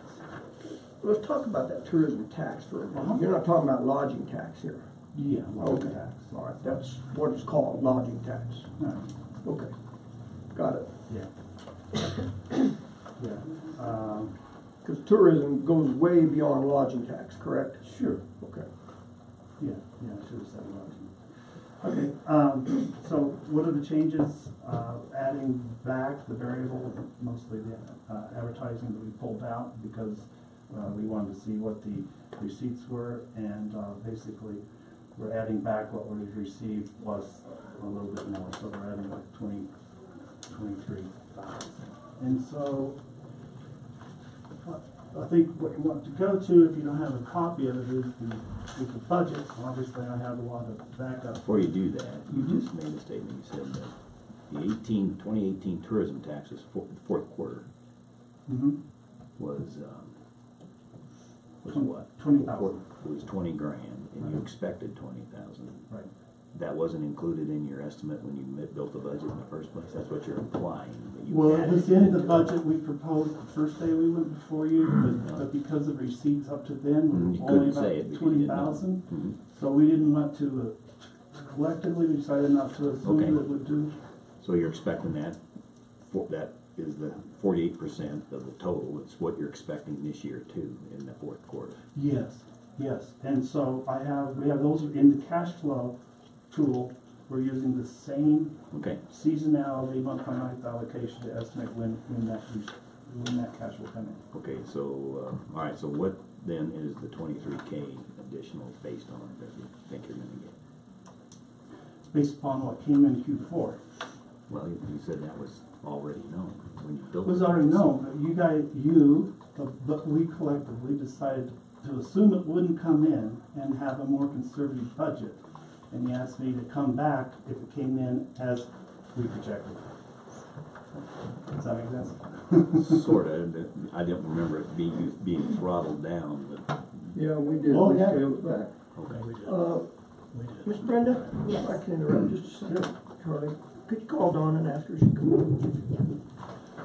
I've got a question, just for clarification. You said on October the 12th, the Board of Commissioners approved the 2019 budget. I don't believe that's accurate. I think that was December. We didn't do budgets in October. You did preliminary. We did a preliminary, yes. That's But last time I met with this you. says Oh, it's down, approved Sandy. the 2019 budget, so technically it would have been December when we approved that budget. I can't give you that exact date, but it certainly could look. Okay. But anyway, I just think we need to correct that to December, we approved the 2019 budget. Okay. I was referring when we met. The first time. Preliminary budget you presented. Right. Okay. Charlie, you have a fund balance as of the end of the year of $80,000. I also remember, and I pulled it back up, and I'm not sticking my finger right up, but I know you do allocate some money to nonprofits from your budget to help them with, that is in the vein of tourism. It helps the county.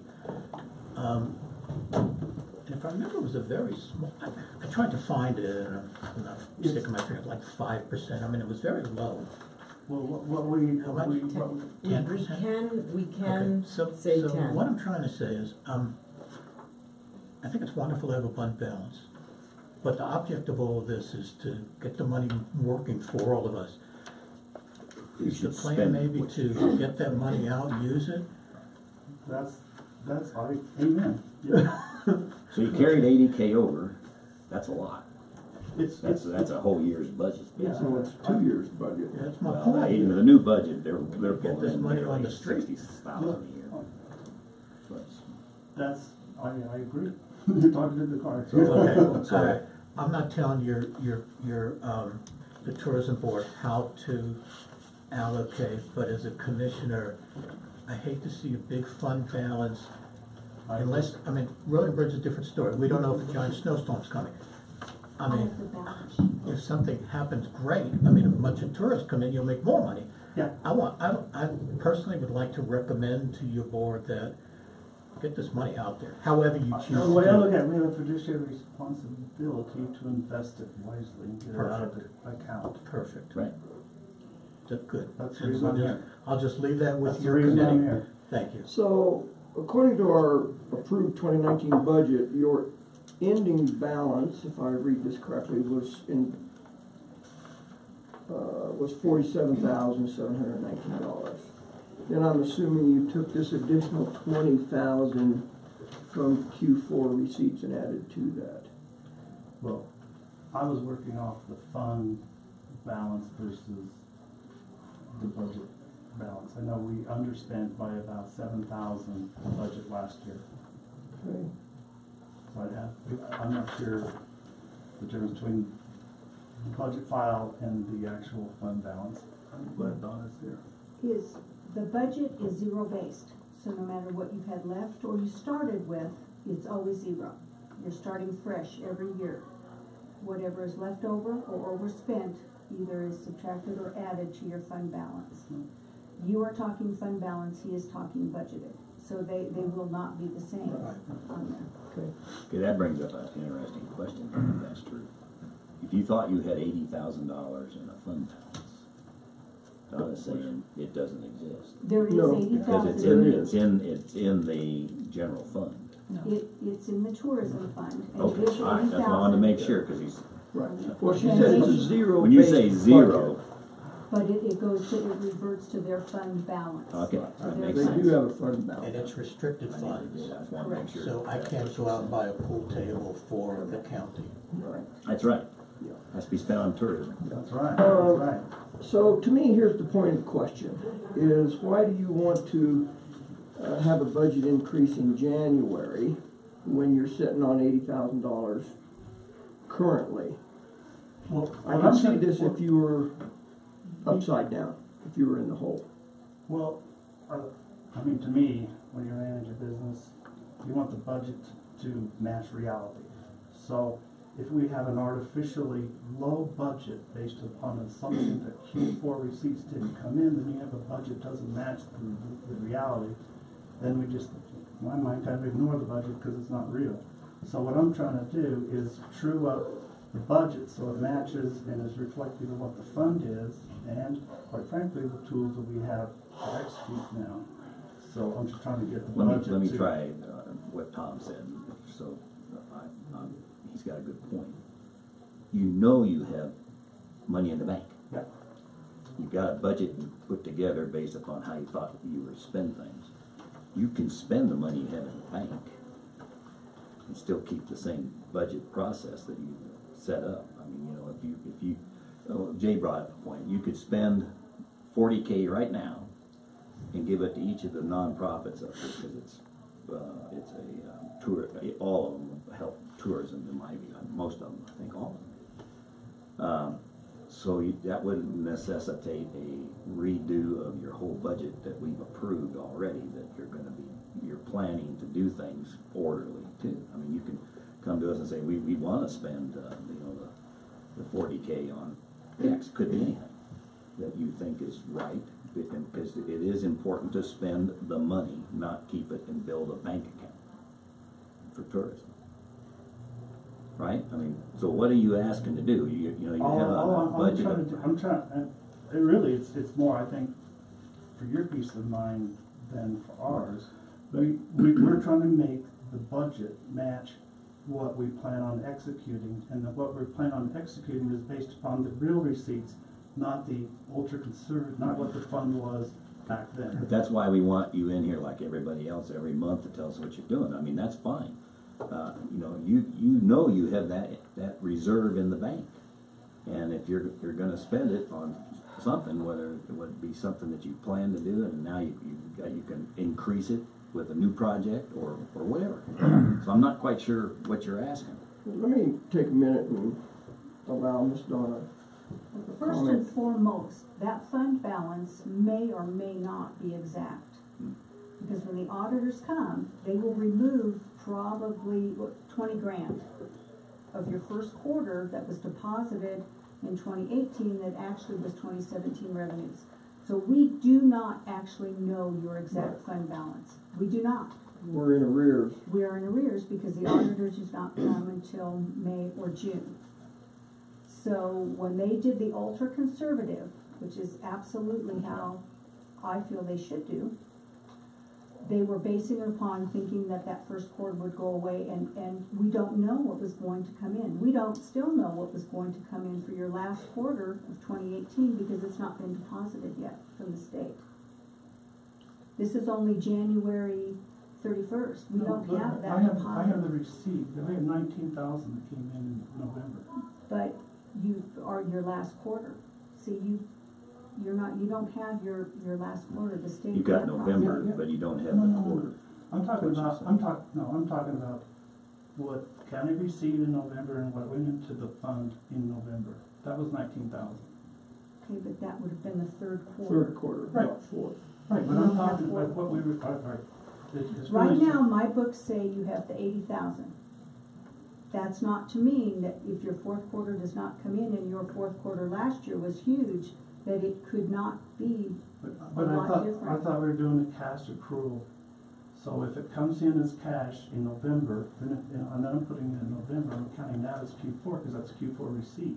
Correct, but we have not accounted for The total, yeah. the first quarter, or the last quarter of 2017 was deposited in 18. You have that money is sitting in your bank until the auditors It's gonna be reclassify it deducted, back. go back to 17's books. Okay, let me take another comment or question, go ahead. So I think Charlie's intention is that we do feel that we're going to have a very proactive year as far as promoting West Cliff, Silver Cliff, and Custer County. So are you saying if we keep our budget as we proposed at the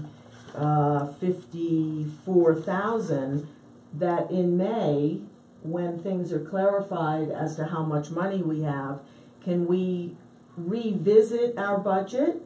And so for the second half of the year, then we look at our budget and then we can spend what we need to spend or want to spend? Certainly makes sense. Yes. Well, yeah, I don't look at this budget as a spending the limit on you, right? I mean, you submitted this in good faith in December, or October initially, revised and came back in December. I don't think that means that you can't spend one dime over $54,800.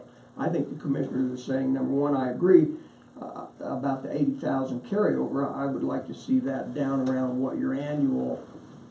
See, we wouldn't want to budget approve an is. $80,000 project right now, betting that you really got 80,000, like Don was saying. Yeah. But you could come to us in May and you'll know more exactly what that real balance is at that time, for that point in time.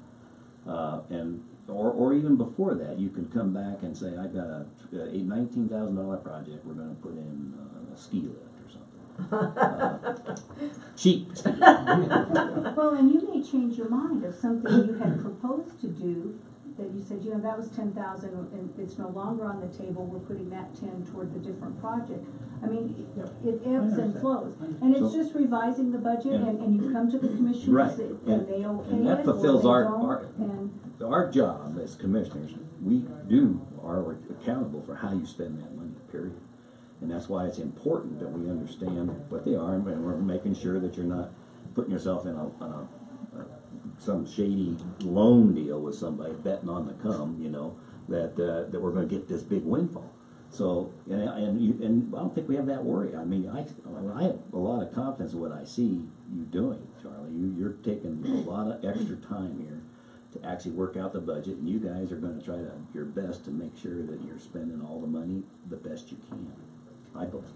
Well, I gotta clarify, because what Donna is saying totally confuses me.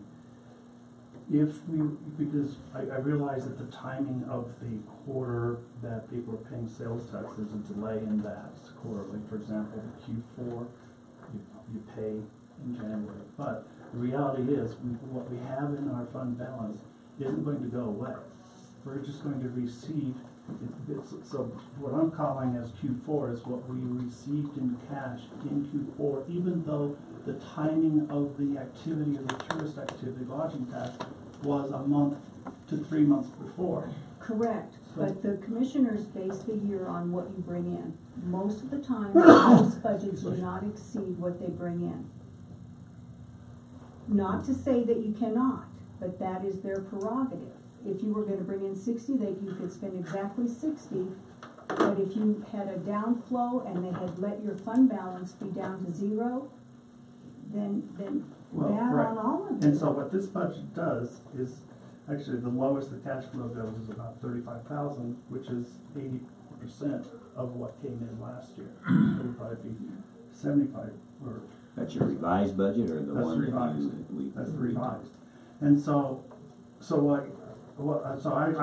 mean, I'm just a little confused in terms of, we have more cash because for several years, we've been building up a reserve. It actually, I think, will prove to be very wise to have done that because we invested in a great platform that now we can measure things like click-through rates and all those things, use Google Analytics and really take advantage of it. So now we're ready to load the gun, to use the analogy that we had to the website, with the ammunition, which is the advertising to do it. And so that's what we plan on doing. And we're just kind of catching up with this fund and yet keeping a minimum balance that is substantially, when you look at the year coming up and you add what's the fund balance is and what will come in next year, you're looking at $132,000. We're talking about spending about half of that. And absolutely, and so when you do that, it is a supplemental budget, because you are going into the fund balance to supplement those projects. Yeah, I see that your request here is to increase your budget by 44% up to by a $23,000 increase. So I would feel much better about this whole conversation if it was happening in May, June, or July. I think to come back to do a revised budget, nothing wrong with that from your standpoint, but from our standpoint now, we're talking about a whole new process. Not that it couldn't happen, but I think it's a little premature. Here's Right, what I would. because I need to have an offsetting entry for that expense and to go into there. We just don't say, tourism wants to spend money on something, and I don't have an offsetting entry. I will pull it out of the fund balance, and I would place it into that account. And our fund balance is currently, Yeah, or the general fund, and I'm we sorry. would know what the tourism fund balance is at that time if they felt it was going to be below what the threshold. I mean, it just is. But the tourism fund balance is 80,000, correct? Yes, and Yes. what if you had no money come in this year? What if we had a fire?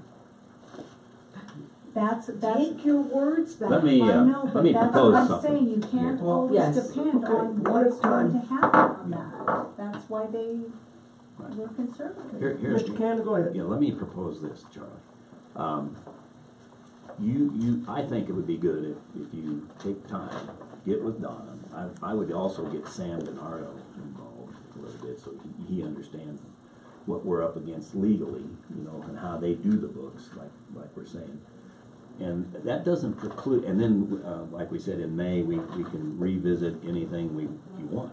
Actually, we can revisit it sooner than that. If there's, for some reason, because we know there is a reserve, it may be, whatever it is, it's X right now, the exact amount, that we can have you propose anything during the course of the year that you would like to go ahead and try to do.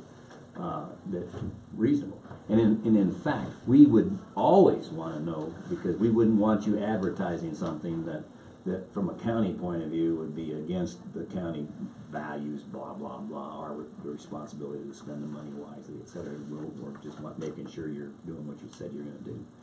So I would, you're going to be able to spend, and we want you to spend every dime in that given year so that the taxpayer, we're using that money wisely.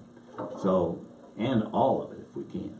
But all of it doesn't, is bounded by some of the regulations and the process and the procedures that we have to follow. And I think it would be great if you could get with Donna and understand a little more from our point of view. So from my perspective is that if we don't, I mean, very poor use of funds, if we don't load the gun with ammo, which is the variable advertising. We've got a platform that's consuming about, I don't want to pull out the numbers of it. So if what we do is we dial back down and pull back out the advertising, then we're totally ineffective. Why would you have to do that? Because you can reallocate money internally that you think you're gonna do later on if it doesn't happen. Because it all goes back down to your fixed costs versus your variable costs. We have a platform that a platform that we have, by the time you look at all the things we have to do just to keep the doors open, is about $25,000 to $30,000. Okay. Now, to use that, you've got to have the ammo, which is the advertising. Otherwise, you've got to rescale to a whole different thing. It's kind of like, we got the big truck, we're not gonna put the cargo in it, we're gonna run the diesel, we're gonna run the big truck and pay the taxes on it, fly the tires, but we're not gonna put the cargo or the advertising into the truck. And we've just totally blown the scale of what we plan to do. We're gonna move along. I'm gonna take a couple more comments. My perception is you have a fund balance of 80 grand, roughly. Some of that we know is gonna come out. You have a budget of 54,000, so that's $134,800. If you guys can't function on that, we got a serious problem. I understand you came in here wanting to align the budget with what's going on in your account. I understand that. That's really what you're after. Yeah. Correct? Yep. I get that. So I don't want you to sit there and go, I never understood what the hell I was even asking for. I heard you initially say you wanted to align the budget to what's going on the ground. Right. I get that. Yes, ma'am. Yeah, and again, what Charlie's saying in the advertising, when we had to pull back and do a more conservative with you, which we presented in December, there were advertising projects that we then put on hold. And with this new budget, proposed budget, this allows us to expand our advertising areas that we did put on hold. See, and I don't agree with that. I hate to interrupt you, but I need to stop you right now. How does it limit you doing anything? You got $134,000. Because we have a budget of 50. The budget doesn't dictate what happens. It was an estimate. It does matter. I interrupted, just go ahead, finish, Yeah. but I just take exception to that. I don't see how you can say that. Well, basically because we do have a budget and we're trying to stay within the guidelines of what that budget said. Okay, that's different. But you have the If that's your flexibility choice, to that's change different. that internally. Let's say road and bridge, we had 50 feet of snow. Okay, they've only budgeted 30,000 in fuel. Obviously, that is not going to cut it.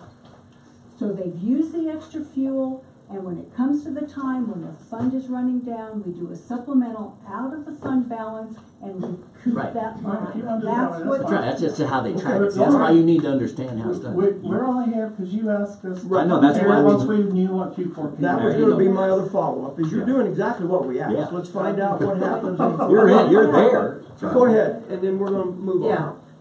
I actually don't see it a problem to keep the budget as we have it, because really, not much happens in West Cliff the first half of the year, and then it really kicks in. And you're saying that by May, we're going to have a much better idea of what we actually have. And But as let's long, say you had an advertising thing that was 30,000, it was the greatest thing ever. yes, Come to the commissioners, you guys would be okay to spend it, I would use those two as the offsetting entry, and they would okay. See, for that's the what we same care amount to about. help Yeah. them. Listen, you know, you've got a budget, you allocate it in buckets. And that doesn't mean you have to spend it in that bucket. If you need to spend more on that, you move it out of that bucket of yours and put it here. You're not coming to us to say, give me more money from the outside world because we screwed up. You're managing your money internally, and that's what we want to see you doing in your report. To do this. However, We're doing what we asked. That's two exactly right. comments on that, and I'll shut up. One is, no money is coming out of that $80,000. It's not gonna disappear and go back to the state, correct? That's right. Right, it's your fund balance, correct. Because you just, Tom, you said some of it's gonna come out.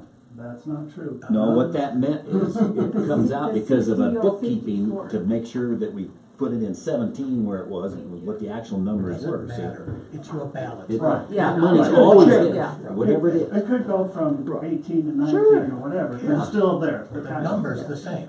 Well, it will be Well, it until could we actually get be more. Q4 of 17. Yeah, it could be more because 17 didn't use as much. Whatever happened, but that money stays in the county. It doesn't go to the state, doesn't go Right, somewhere stays in else. our fund. Right. Yeah, the other point Well, is, county what I'm is trying to down talking avoid, your what I'm trying to county. avoid is having to sell the back of my truck because, you know, or take off the wheels, not putting gas, because then we can't carry our advertising. You're good. You just make sure they advertise. That's your job to manage. You're doing it. All right, we're I gonna think do, you we're gonna have, execute. you have done just exactly what we asked. Yeah. I would have assumed we would have known by Q4 of 17 what was going on. We don't yet, so that's cool. So I don't think any harm, any foul. Right, you guys are doing what you're supposed to be doing.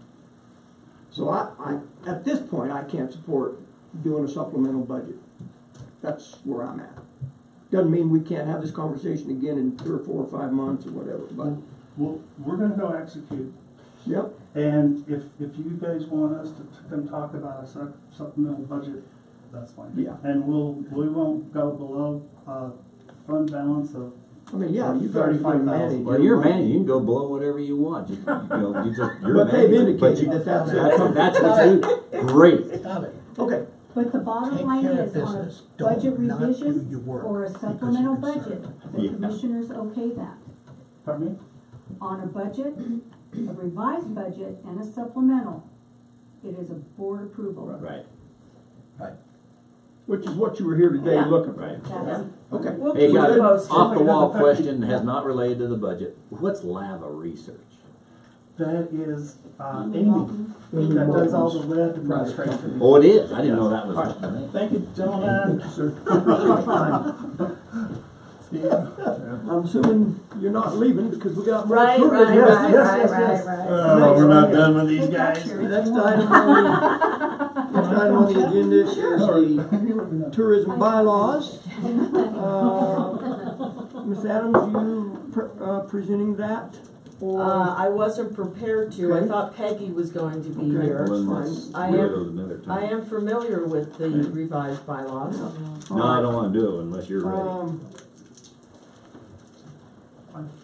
You guys have the red line, correct? 'Cause I spent a lot of time on Yes. it. Are there any questions? We have your bolded copy, or the copy of I your got so many bolded copies, I don't suggestion. know which I one mean, I have. I could sit up here and, That's fine, you're welcome. Yep, good morning. good morning. How are you? Good morning. Good. Good morning. Yeah, I think kind of an overarching conversation first, so we can set the stage, and then we can get into the. Yeah, because we would like to cross it off our list.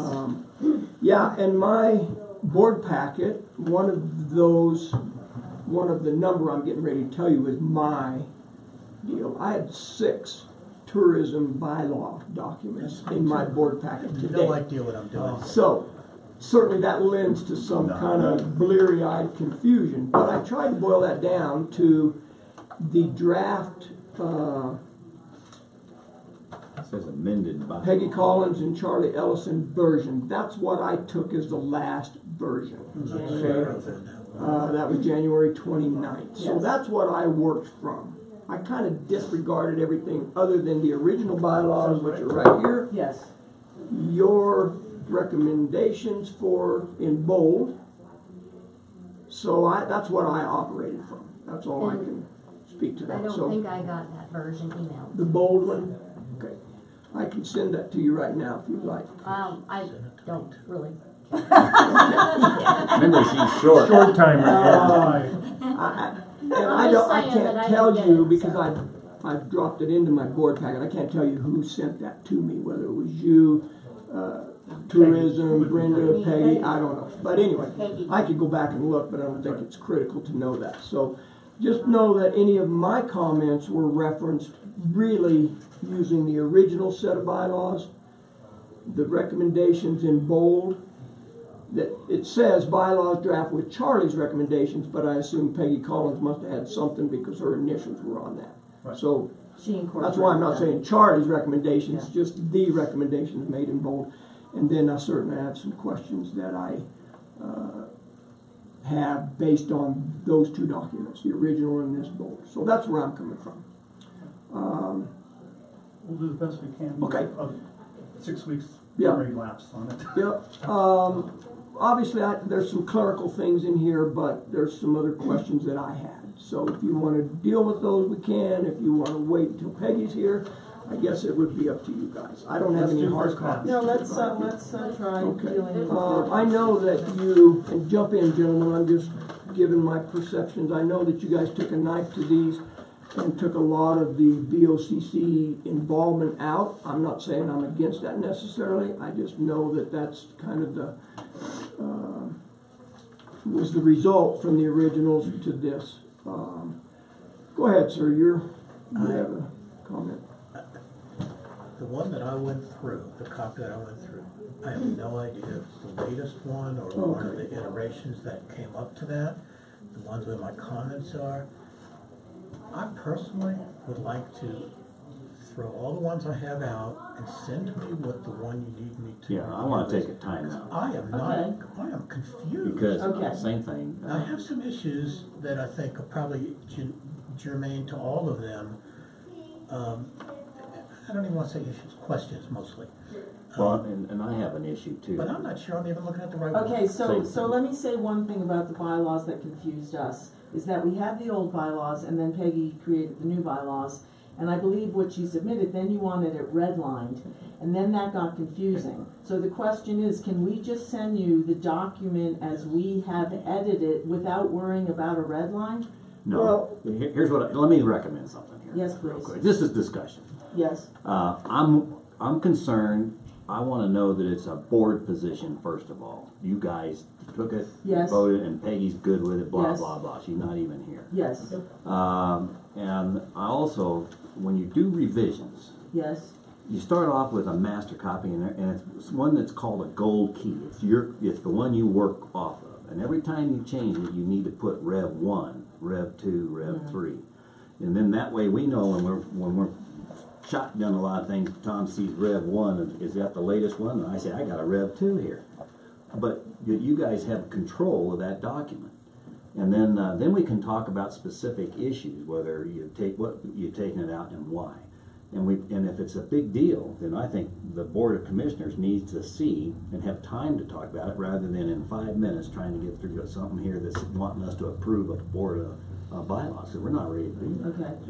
Okay. Okay. Yeah, to answer your question, from my perspective, you said, can we just give you our new document? The answer for me is no, because if you give me a document that does not specifically indicate, typically in red lettering, what the change was, then I have to go back and compare and research. Yeah. It's more of a courtesy than anything. I'd have to go back to these original documents. I don't even know what document at that point you would have used to revise, see? Just a second, let me finish my thought and then I'll get to you. So, let's say that you gave us a recommended set of bylaws without any red lines in it. Then I don't know if you wrote that and revised that from your original set of bylaws or from anything else. I mean, it's just hard to track. So that was why I would say no, I wouldn't accept that. I'd prefer to go back somewhere to a document and say, we're going to redline it, truly insert the red words in there so we can say, oh, okay, you did not want it to say, shall not receive any Right, compensation. you've got it struck out, and you've got the new words in red, and Peggy did that, obviously. No, not to us, she never did. What I mean is, she did do that physically, but then when you stitch it together as a blank document, we don't know what phrases or what words were omitted or added. Go ahead, Ms. Brenda. Okay, part of the problem we had was that the only version of the bylaws we had was a hard copy. And I scanned it in as a PDF file, and then I converted it to a Word doc, which, Could be right. yeah, and it was in Word 16, which Peggy didn't have Word 16, she had Word 10, so then the red line comparison Disappeared. would not work. Okay. So. Okay. The bolded thing made more sense, but it never really referenced back to all of the original changes. That was, so I started trying to research, say, okay, I know what they want, what did it say, what are they trying to change, what's the philosophy behind that change, what's the purpose? Did you have a comment, Angie, or no? No, I was just gonna, because I knew it was All right. Peggy's. So really it's, the original document, I believe, was last from 2012. So we're going from 2012, and then you want a red line version that has 2012, plus the additions of what we want to add for 2019. Which are in red, either struck out with the new words written in red. That's how it works. Yeah, yeah, I think there was definitely a lot of confusion because of formatting and things like that, because I know I've seen a red line document. That was what I consider the current existing set of And, bylaws. and Brenda, that would have been what you scanned as 2012? Yes. And, hear me clearly when I say this document that I was looking at, Yeah, 1,000 times better than this document. yeah, okay, I'll let Way Peggy better. know that. Way better. I'll let Peggy So- know that. But it Yeah. could even be better than that, Yeah, yeah, right? yeah, yeah. Because we Yeah, don't know okay. what Yeah, else she's talking. so I just want to throw this out, because if I don't tell you what I went through, which I thought was my job, and if I Yes. don't tell you that now, then you're going to come back and then I'm going to say, well, I have these concerns, questions, whatever, that I had a month ago, but I didn't bring those to you. So I just Okay. want to throw those out real quick. And if you want to make notes, I will. Article 3, Mhm. Part D, the wording is this: one or more ex officio members may be recommended and appointed on an annual basis. My question on recommended and appointed was by whom? Okay, so we need to clear that up. Who's gonna recommend those? I was under the We- impression that we recommend and you Okay. appoint. And so we don't have to answer, I'm just throwing Okay. these out that you Okay. can consider as you Okay. go through that. Part F, same section, or same article, sorry, Article 3, Part F. The last sentence in Part F, I redlined, it says, shall be extended for up to 3 months at the tourism board's discretion. We're talking about what happens if there's a replacement person. I put at the BOCC or the tourism board's discretion. I don't know about that, just something to think about. But am I correct that the protocol is that the tourism board recommends and the BOCC appoints? Yes. Based on our recommendation, but you can say yea or Agree or nay. no? Yeah. So we never, the tourism board does not appoint. Okay, so let me read the whole sentence. In the event no letters of interest are submitted or no submissions are deemed qualified, the term of expiring members shall be extended for up to 3 months. Got that? At the tourism board's discretion. My question is it at the tourism board's discretion or BOCC We're the or ones the that are tourism extending, boards? Because eventually we're gonna have to do that. Go ahead. Mr. Chairman, can I make a recommendation? Since we have multiple copies, I have 5 of them. I do too. I'm not gonna go through this. Rather Do you wanna than, start over? Just start over? yes, that's where I'm gonna go. That's where I How about was. rather than keep your changes, because I think they're very valid, but can we get Yes. 2 copies? Yes, A clean one and a red line one. yes. The red line one is the changing of the old one, and then without the red lines in it, so we could just see it, what it will look like as a complete document, Okay, okay? okay. And then let's look at those, because those are gonna be the same. One's gonna have a little line through it, red change, the other one's, the red line's gone and the change is there. You know, when you put in accept all revisions, okay? And then let's us 3 go through it again and make my change, because I have changes also, but I'm not sure I'm even looking at the right one. Right, okay. So I would like to get us all on the same page, if I may, please. And then let's have this conversation, Okay. work through this. That's what- So- Would that make sense? Can you give me a timeline as far as when you want it to be on the agenda Well- again, and that's what we'll work Same with? to me. We haven't decided about whether we're gonna put it on any agenda, Oh. so you have a comment or? Same thing, Okay. I pointed out before, get the red lines. Start over. Start over with, this is the gold copy, is the one that you've gotten, made the changes to. We can see the strikeout, we can see the new words in red. Okay. And then when, of course, Word works the way it works, you can pull the red out and you've got the complete document that Jay mentioned. Yeah, can we, since we're volunteers, we don't have the latest software, can we bring our current one, give it to someone in the county that will then create the red line from current? No.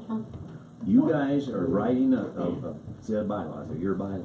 Yeah, no, we'll be able to do it. You can make the change and show us the change you made from that original Yes. 2012 document. That's all Yes. we care about. Right, but what I'm saying is, we asked Peggy to do that, she couldn't do it because of version control. I'll help her. So, you can. We're not gonna put that on our administrative Yeah, assistant. no, I'll help her. I'll help her. Well, let me, go ahead and then I will. Yeah. If Debbie will do it, that's cool. Yeah, no, it can be done, and Peggy volunteered You have to type because it I in, had it type it like in. 60% done, Peggy took it over. Okay, so we'll I'm gonna just choose start my over. words correctly here, because I'm telling you, I got some serious frustration going on. I went through and redlined the stuff that I was concerned about as a commissioner. Uh-huh. I've got 3 hours into this document, trying to compare to that document and another document of the bowl. I get where Commissioner Prince is coming. I'm not gonna sit here and watch a bunch of head shaking and discouragement on the tourism board. Why in the hell are we doing this again? I've got a gut full of this. Now, if I will concede to do that, hold my concerns, but know that we're gonna sit right here and do this again for the umpteenth time, and whenever that comes to the commissioners again. You with me? And I think we all understand, though, that change of anything can be very difficult. And so, you know, Peggy did take this on, and she has revised more than one set of bylaws. So if her software is not up to date, I am happy to take it on and give you what you request. But, and Tom, the other piece is, because I have the same concern you do, but my change, we may not agree with either. Exactly. So we've got to make sure you're making a comment on something that is relevant to what they've got. So I'm all for, I'm sorry you're gonna have to take the time to get us a real copy I've back. got nothing but time. And Tom, it's easy, won't be easy, but hopefully you'll be able to pull your red lines and take a look so you don't have to reinvent a wheel by comparing the two again. You just take what you got. Did they cover your concern or not? So let me just clarify. So, because we're gonna start somewhat over, but you wanna see the old document, 2012, and then in that 2012 document, you wanna see what we're adding in Yes. red and what we're taking out strike through. Yes. Okay, got it. Easy to do. Yes. Using review. Yes. Review. And this work. I'm a Mac person, but It's Track I'll- changes. Debbie, you Find you somebody and I that does will get work. it, I've done it a million Excuse me, times. can I speak? If you use track changes, it will do exactly Oh. what we're asking. Oh, It's simple. okay. It is. And the third change is put in blue, so that if you want to track it I'm like not that, you having any can. fun. This is getting very Okay. frustrating. No, it is Well- frustrating. It's frustrating to us too. Fortunately, the bylaws are not like a top priority, but they are a priority to cross it off our list of things to do. Right, that's fine. Yeah. So we don't need to talk about it No. anymore today. No, we're Well, I good. disagree. Oh, That is your opinion. what, my Mr. opinion. What, Mr. So when I I Plow? didn't say say it wasn't. we aren't gonna talk about it anymore, I have an issue with that. As my because husband always believe me, says, does he have a mouse in his pocket? The frustration level for me is as high as probably as it is for anyone else. We'll discuss this till we get it right and we come to some kind of conclusion. How you get there is none of my concern. My concern is this, that just know I was prepared to go through these changes today. That's not happened. I live with that. Okay. But again, know that when you bring a copy, it's not going to be right. Because I will have some suggestions and changes that I probably won't vote to adopt it until those changes are in there. That's all I am saying. That is it. With what you just said, would it be helpful as we create this fresh document for review that you do give us your input before we change No, it? because that's that's his not opinion, appropriate. just like he Okay, said. That's okay, his all right. opinion. It I was doesn't make it just right. clarifying. Yeah, I was no. just- We have to discuss, we need to discuss in public what Okay. you're gonna give us. Okay. Period. Okay. That's why I Okay. didn't forward this document on and say Okay. these are my suggestions. We Wouldn't be can't fair. do that. Yes, no, okay, I get it. We're starting over, ignore everything that you have received, and we're going to give you a strike through and a red line There you document go. that hopefully will be approved before our audit in May. Now that is probably the best information that's come out of this whole thing is if we can delete all these other things and start Yes, over. yes, well, yes, And I'm with please Jay, do. I had 6 of them. I grant you permission to do so. And the Now, interesting part is, I read all 6 of them.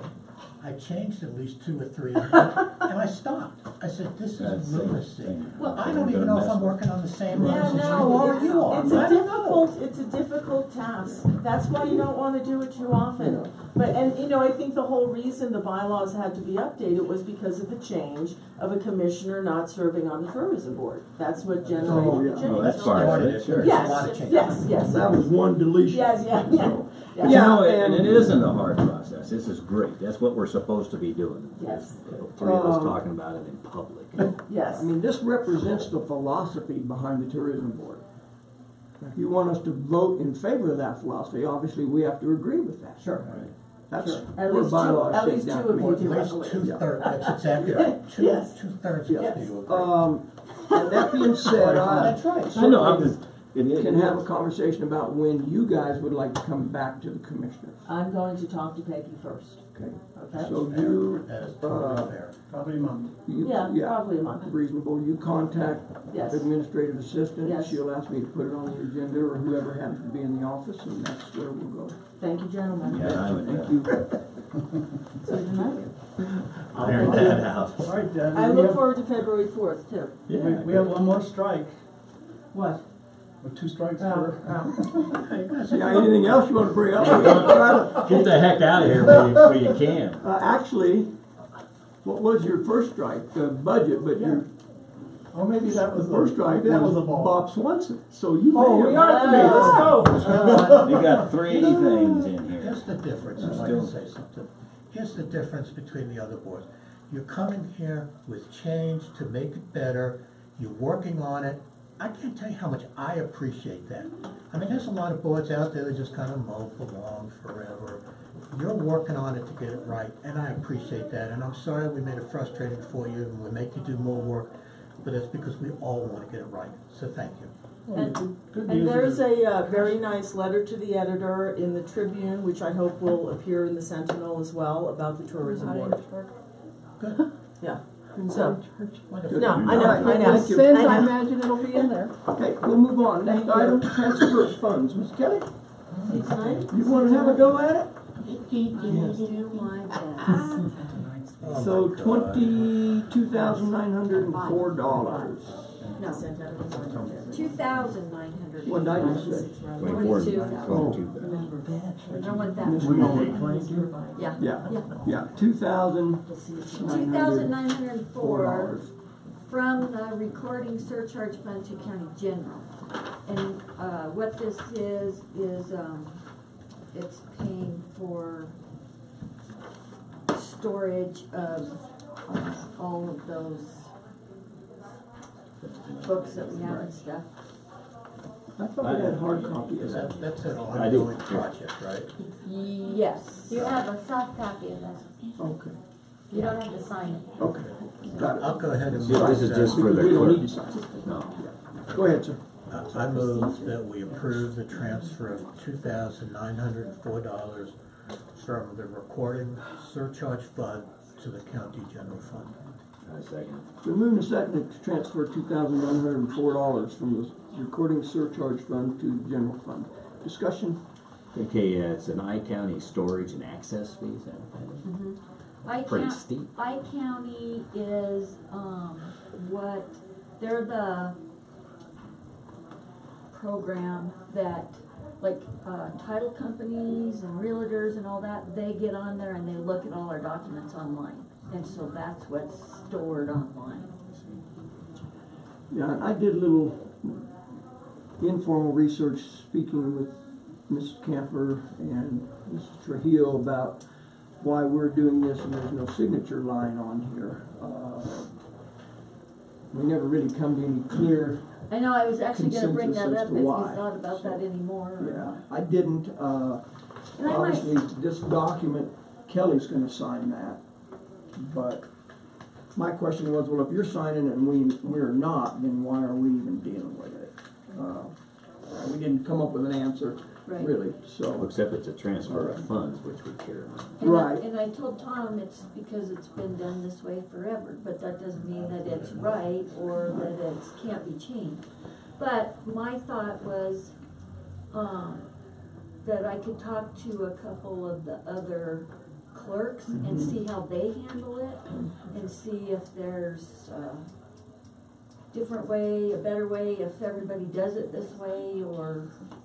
We're just Right. authorizing her. And Virginia's perspective was, regardless, there's gonna be a record of it in the minutes.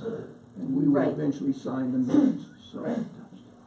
And that's kind of what I was saying yesterday, is this is a kind of a take out of the minutes, just to let Virginia know that she needs to transfer this money. Yeah, I don't have a problem. Okay. Further discussion, public comment? Hearing none, we'll proceed to vote. All in favor of approving the $2,904 transfer, say aye. Aye. Aye, opposed nay, motion carries. Obviously, Terry will sign her document and she'll deal with that, so. Do it. Thanks. You got a round to it. So now you gotta go print it again, right? No, Oh, No, you she's got it, your that's copy. why I did it. Just do it. Do it. Okay, next item of business, ordinance pertaining to, regulating, marijuana in Custer County, resolution number 1901. Ordinance. Ordinance, thank you. Council, wanna lead us off? Should we start with the motion and then we'll go from Yeah, I would guess that would be the correct procedure, and then we'll come back to it. So how did the ordinance evolve in the first place to be here before us today? Is that It was the first reading. Yeah. This is on first for reading? second. Oh, okay. So I do the second reading, and there's a motion whether or not. So, So the then we motion probably is do the- need the reading first. Right. Okay. Okay, didn't know. So we're ready for the second reading of the proposed ordinance 19-0. And if it's accepted, then it Becomes law. You gotta read the whole What was the, thing. what was the date of the first reading? Be here. Was it December 31? Seems like it, yes, but Why? I can double check. I need to put that in. Okay. Okay, Look real I quick. think that's, that sounds right. So, ordinance 13. I'm gonna start reading, and when we get there, I'll put that in unless you let me know otherwise. I actually Yes. thought it was the 23rd. It was the 31st. Was it? Okay. Alright, ordinance number 19-01, an ordinance of Custer County, a political subdivision of the state of Wait a Colorado, minute. regulating residential growing, cultivating, and processing of marijuana in the unincorporated areas of said county. Whereas sections 14 and 16 of Article 18 of the Constitution of the state of Colorado, Amendments 20 and 64 respectively, authorize persons to grow limited amounts of marijuana or to assist others in growing marijuana. And whereas Amendment 20 granted to local governments the general authority to prohibit commercial marijuana operations, and whereas with the adoption of ordinance number 13-01 on September 5, 2013 by the Board of County Commissioners for Custer County, the board, commercial marijuana operations were prohibited within the unincorporated areas of Custer County. And whereas neither Amendment 20 nor Amendment 64 permit local governments to deny individuals the constitutional right to engage in non-commercial unlicensed grow operations, and that was the first reading? Yes. Okay. And whereas regulations of the state of Colorado pertaining to commercial marijuana operations are generally not directed toward non-commercial unlicensed individual grow operations, and whereas this circumstance has resulted in a proliferation of non-licensed and unregulated marijuana grow operations in Custer County that present significant health and public safety concerns, with multiple violations of the Custer County zoning resolution, and also violations of electrical, mechanical, plumbing, and fire codes that are in force for the unincorporated areas of the county. And whereas section 30-11-101, paragraph 2, CRS gives the board the authority to adopt and enforce ordinances regarding health, safety, and welfare issues, and to provide penalties for the violation of same. And whereas the board is further authorized pursuant to section 25-1.5-106, parenthesis 13.5, parenthesis CRS, to regulate the growing of marijuana, commercial or otherwise. And whereas the board is further authorized pursuant to section 9-7-113 CRS to ban the use of compressed flammable gas in the extraction of THC or other cannabinoids in a residential setting. And whereas the board has determined that the adoption of regulations governing the growing, cultivating, and processing of marijuana in a residential setting is necessary and desirable for the health, safety, and welfare of the citizens of Custer County. And whereas this ordinance number 19-01 does not unreasonably impair or impede the exercise of constitutional rights afforded citizens under Amendments 20 and 64, now therefore be it ordained by the Board of County Commissioners of Custer County, a political subdivision of the state of Colorado, as follows. Part 1, Section 1, Scope of Ordinance and Authority. This ordinance number 19-01 applies within the unincorporated areas of Custer County and regulates the growing, cultivating, and processing of marijuana on any lot, parcel, or tract of land by any person, including but not limited to patients, primary caregivers, or persons engaging in such conduct for personal use. Section 2, Definitions. The definitions contained in Amendment 20 to the Colorado Constitution, the Colorado Medical Marijuana Code, the Colorado Medical Marijuana Program, and any regulations promulgated by the Colorado Department of Public Health and Environment and the Colorado Department of Revenue, as amended from time to time, are incorporated into this ordinance number 19-01 by reference, including but not limited to definitions of marijuana, medical marijuana, patient, and primary caregiver. All other applicable definitions are as slated herein.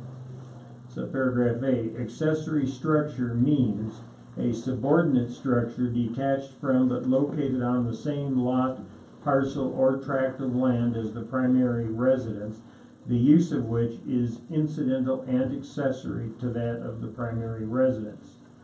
Subparagraph B, accessory use means a use incidental to and subordinate to the primary residence. Subparagraph C, primary residence means a resident where a person, by custom and practice, makes his or her principal domicile and address, and to which the person intends to return following any temporary absence, such as a vacation. Residence is evidenced by actual daily physical presence, occupancy, and use on a regular basis for domestic purposes, such as, but not limited to, slumber, preparation and partaking of meals, regular mail delivery, vehicle registration, or water and utility billing. A person shall have only one primary residence. Subparagraph D, primary use means the main use of a structure or land as distinguished from an accessory use.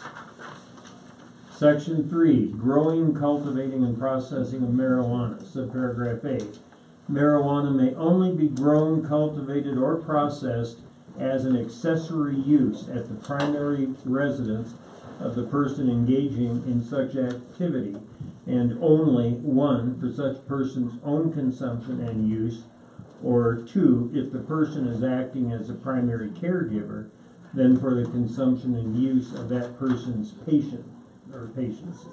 So paragraph B, marijuana may only be grown, cultivated, or processed in a primary residence where residential use is the primary use of the structure, or in an accessory structure to the primary residence on the same property. Subparagraph C, the space used for the growing, cultivating, or processing of marijuana, whether in a primary residence or an accessory structure, shall be limited to a contiguous 1,000 cubic foot volume. Subparagraph D, the use of an accessory structure for the growing, cultivating, or processing of marijuana shall only be permitted on a lot, parcel, or tract of land that is 1 acre in size or greater.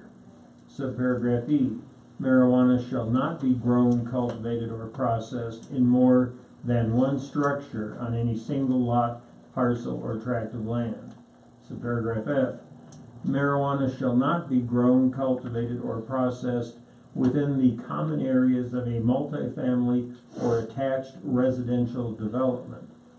Subparagraph G, any area used for the growing, cultivating, or processing of marijuana shall be fully enclosed and locked, ensuring accessibility only by the person growing, cultivating, or processing the marijuana for personal use or for medical use, and to prevent access by children, visitors, casual passers-by, or anyone not authorized to possess marijuana.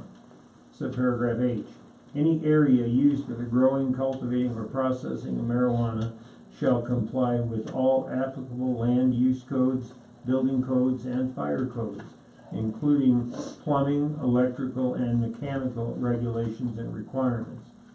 Subparagraph I. Non-residential buildings or structures that are not accessory to a primary residence shall not be used for the growing, cultivating, or processing of marijuana. Subparagraph J. Marijuana shall not be grown, cultivated, or processed outdoors. Section 4. Marijuana plant limits. At any given time, no more than 12 marijuana plants in any stage of maturity may be grown, cultivated, or processed in a primary residence or in an accessory structure on a single lot, parcel, or tract of land, regardless of how many persons 21 years of age or older may occupy said primary residence. This limitation, which is based on section 18-18-406, parenthesis 3A, Roman numeral 2, capital A, CRS, supersedes the statutory provision that grants to each person 21 years of age or older the right to grow 6 marijuana plants for personal use, and also supersedes the statutory provision that grants to a primary caregiver the right to grow more than 12 plants for his or her patients. Section 5. Use of compressed flammable gas products or flammable liquids. No compressed flammable gas, parenthesis, for example, butane, parenthesis, or flammable liquid may be used in the growing, cultivating, or processing of marijuana. For purposes of this section, flammable liquid means a liquid that has a flash point below 100 degrees Fahrenheit and includes all forms of alcohol and ethanol. Section 6. Marijuana activities shall not be perceptible. The growing, cultivating, or processing of marijuana shall not be perceptible from the exterior of the structure in which such activities occur, including but not limited to, subparagraph A, common visual observation, subparagraph B, light pollution, glare, or brightness that disturbs the repose of another, subparagraph C, undue vehicular or foot traffic, including unusually heavy parking in the immediate vicinity of the primary residence. Section 7. Smell or odor. The smell or odor of marijuana growing, being cultivated, or being processed at the primary residence or in an accessory structure shall not be detectable by a person with a normal sense of smell from any adjoining lot, parcel, tract of land, public right-of-way, or building unit. Section 8. Rental property. Any lessee or tenant who uses a rental property in whole or in part for growing, cultivating, or processing marijuana shall obtain written notarized permission from the property owner prior to commencing such use. Part 2, Section 1, Administration and Enforcement. The Custer County Sheriff shall be responsible for the administration and enforcement of this ordinance number 19-01. Section 2, Penalty for violations. Any person who violates any provision of this ordinance number 19-01 after its effective date commits a Class 2 petty offense pursuant to Section 30-15-402, parenthesis 1 CRS, and upon conviction thereof shall be punished by a fine of not more than $1,000 for each separate violation, plus a surcharge of $10 pursuant to Section 30-15-402, parenthesis 2 CRS. Each day during which such violation exists shall be deemed a separate offense. Section 3, Penalty Assessment Procedure. The penalty assessment procedure set forth in Section 16-2-201 CRS shall be followed by law enforcement officers charged with enforcement of this ordinance. Pursuant to the penalty assessment procedure, the violator may, in lieu of going to court, choose to pay a fine in the amount of $1,000 plus a $10 surcharge for a violation of any provision of this ordinance. If the penalty assessment procedure is declined by an alleged violator who chooses instead to appear in the county court for Custer County and who is ultimately convicted of a violation of this ordinance in said court, then customary court costs may be assessed in in addition to the fine. Section 4, disposition of fines. All fines and surcharges assessed for violations of this ordinance shall be paid to the treasurer of Custer County. Section 5, additional remedies. The remedies provided in this ordinance shall be cumulative and in addition to any other federal, state, or local remedy, criminal or civil, which may be available. Section 6, severability. Should any section, clause, sentence, or part of this ordinance be adjudged by any court of competent jurisdiction to be unconstitutional or invalid, the same shall not affect, impair, or invalidate the ordinance as a whole or any part thereof, other than the part so declared to be unconstitutional or invalid. Section 7, safety clause. The Board of County Commissioners for Custer County hereby finds, determines, and declares that this ordinance number 19-01 is necessary for the immediate preservation of the public health, welfare, and safety. Section 8, effective date. In order to preserve the immediate health and safety of the residents and citizens of Custer County, this ordinance number 19-01 shall take effect immediately upon its adoption on second and final reading as provided in section 30-15-405 CRS. Introduced, read, and adopted on first reading on the 5th day of December 2018 and ordered published in the Wet Mountain Tribune. And then lined and Commissioner signed that, I believe, on December 5th, and it was attested to by the county clerk and recorder on that date. Adopted on second and final reading on the 31st day of January 2019, and ordered published by reference to title only in the Wet Mountain Tribune. In lines for the commissioners to sign and for the clerk and recorder to attest. So, the first reading, it was December 5, is that correct? Actually, it wasn't, because I was looking for the ordinance and it said 1901, but that was the ordinance for tampering. We thought it was going to be 1901, and then it ended up being So was it December 31? Or? We never did This first is the reading. first Yeah, reading. this is the second reading. No, it isn't. Yes, it is. I guarantee you, we have had him read this prior to. No, on the 23rd of this month, at the meeting on the 23rd, he stated it was finished, and on the 31st would be the first reading. Yeah, I don't have anything in my minutes. Well, I frankly I don't recall reading it again. I may be confused with him reading the last one. second reading of the tampering one. Yes, Yeah. yes. That was adopted 31st. Yes. Right. Okay. And that's my confusion also. All right.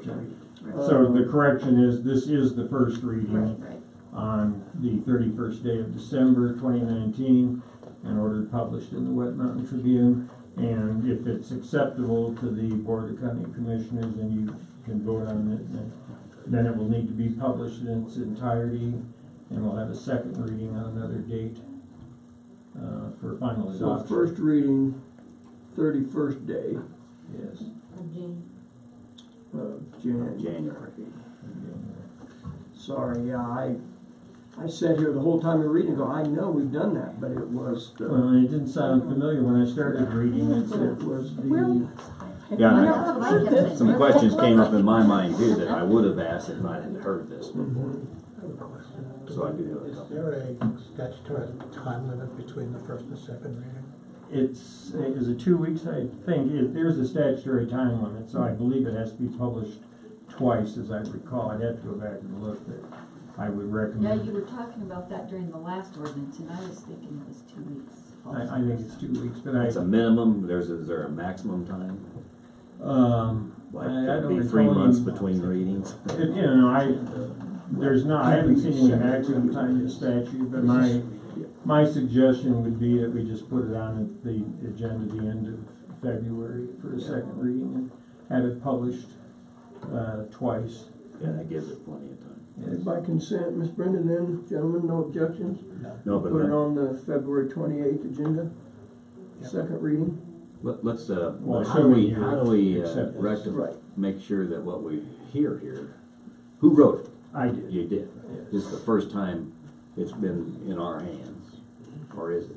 No, it's the first time for you to Right. consider it. And so, before we publish it, Frank, I have a couple of questions. I wanna make sure that it's clear and that the public, I don't know, JD and Tom, do you have questions Well, on what you just heard? Yeah, I do. I think the proper I do. process would be moved to adopt, and then have the discussion and go from Then there. clean up if there's comments that need to change it. And really, we would be adopting the first reading, is that correct? If it's adopted, if you need. I mean, the some- motion would be to adopt. Yeah, for the first reading. Okay. But Chair does that would- obligate, just before you do that, so if we do have something that's significant that we need to then correct, that's okay to do, right? Certainly. But then we vote probably, again. if it's substantial, we probably need to, continue this for a first reading again. Right, So, but we can come back to. right, yes. Just wanna Well, make I'll sure go ahead, Or just you so can- we can open the discussion. Why don't I go ahead and I'll move that we adopt the first reading of ordinance number 19-01 as just read by legal counsel. Okay, I'll second it too. Been moved and seconded to adopt first reading of ordinance 19-01. Discussion. Commissioner, As read, that's what I. as read. Right, Sorry. now we can Yeah. adjust it. As So read. just a couple questions, and then we can Sure. decide whether we do anything about it. We'll make sure the penalties are stiff enough. That's the maximum penalty Okay, that's- for us to have it as an ordinance. Okay. If the penalties get stiffer than that, we don't have the authority, we'd have to treat it as a class 2 petty offense. That helps.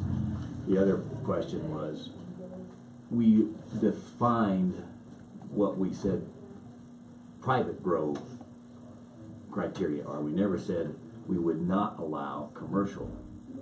That's already established. That was an ordinance back in 2013 that prohibited So we're letting that commercial previous, let's see, you're implying, we're changing that ordinance previously to this new one. Well, and it's, No. it's. Or is it in it's addition clearly in to? here. I know it's different. So It said there would be no commercial. the third whereas says, which really says we're acknowledging, right, Okay, that, that ordinance 13-01, by the Board of Commissioners, commercial marijuana operations were prohibited. And that's, okay. we'd have to have in the actual body of this that you were changing that, this is just acknowledging that we already have. See, I was worried that when you read this, it tells you what you can do, and so that by process of elimination, didn't hear anything about, commercial. Yeah, and See? it's- That's already done. Yeah, Okay. And that's and just it's cited in this document as well. So when we have a public, when it's published, they don't have the purview of seeing, well, they see that it was previously, that's okay, good. The other one was, I know why the number of plants, it went from 6 to 12, and everybody said, whoa, that's more. But then it limited in that discussion, the kinds of use. Well, it used to And be it's- 6 per person. If Right. you had 5 That's right. adults living And in everybody one could have it, so residence, you could have they could 50 all- they could plants all in have one 6. residence. So, yeah. And Wanted to here make it's a sure. total of 12, no matter how many people are Right. living in one residence. Well, And those people had to be age 21 or over, correct? yeah, in both cases, I think. So I wanted to make sure, see if you read this, it's a little confusing. It says the right, 6 marijuana plants for personal use and also supersedes the statutory grant, to the right to grow 12. So, I, What page are you on 3.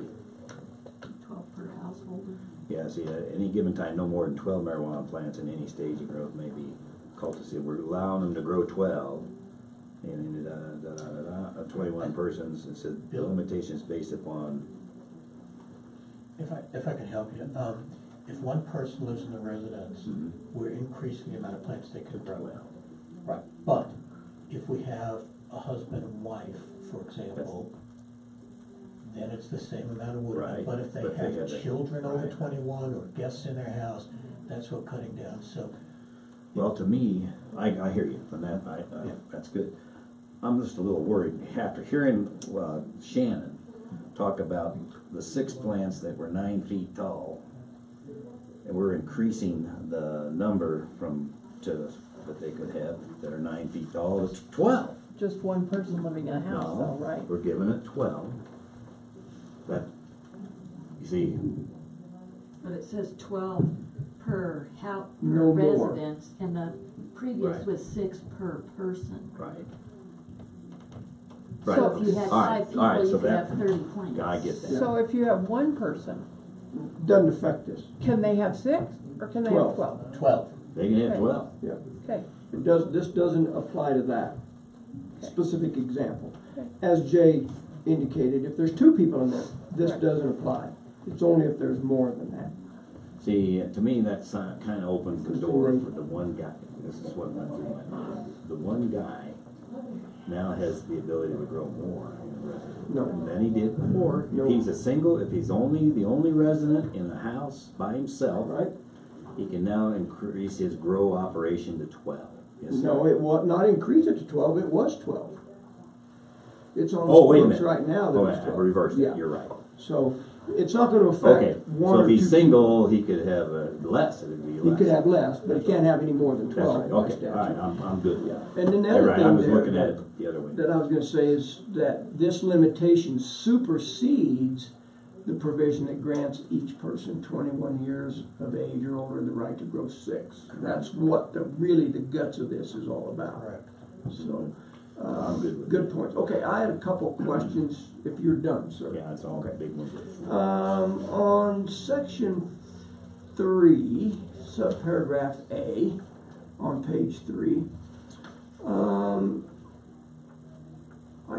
I got a little confused here. Marijuana may only be grown, cultivated, or processed as an accessory use at the primary residence of the person engaging in such activity, and only one for such person's own consumption. Only one what is my question there, sir? I got a little fuzzy. What page was that, Tom? Well, Page 3, it's- section 3, subparagraph A. Okay. 1 is just, there's 1 and 2, it's just designating growing for 2 different purposes. An individual growing for his own consumption and use, or the number 2 is Okay. a person growing as a primary So it's caregiver. those uses, number Yeah. 1 use, number 2 use, thank you. Right. Okay, yeah, makes sense. And then on section 4, subparagraph, no, I'm sorry, just on section 4, marijuana plant limits. I think maybe I was gonna follow up with Commissioner Candace's thought. It had to do, oh no, I didn't, it had to do with something different. So I get it that no more than 12 plants may be grown, or at any stage of maturity, may be grown, cultivated, or processed. So regardless of what stage in this grow process, they can't have 12 growing and 12 over here being processed. It's all inclusive, Right. no more than 12. Yeah. And so if the sheriff's department rolls onto a piece of property and they've got marijuana bagged up, and there's 12 marijuana plants growing, that's against the law. Well, if you say bagged up, that they've Processed already. processed, See, this says processed, not but I think processed. once it's processed and bagged, it's impossible to determine how many plants Right. you're talking about there. Which would be my question. Well, then you're looking at a quantity which is addressed in the statute. What's Okay. the quantity? The Yeah, quantity- what's the quantity that they're possessing. Yeah, what are they allowed anyway, a couple of ounces or something? I don't remember what it is. I think you can allow to have no more than an ounce for personal use on you at the time. So if they cultivated it, gosh, so they can only cultivate 2 ounces at a time, so why would they need 12 plants? No, it's on their person, is the statute, correct? You can only have 1 ounce on your Well, person. not necessarily on their person, in possession, if they have it in their residence, That's a good I think question. it may be more than an ounce, Right. but if the sheriff went in for some reason and found that they had already had a lot of processed marijuana there, Yeah, that's the Then really they- good question, because you could you cultivate could end the up having plant, a keep it pound of alive, processed marijuana. and you've got bags of marijuana. So that's what And I'm that's a wondering. separate, See. that's a separate state crime. Right. If you, so Because we're talking about growing, really, growing, cultivating, or in the process. or processing of marijuana. So I maintain I could be processing a pound of marijuana and still have 12 plants growing. This ordinance just regulates the number of plants. Okay. Period.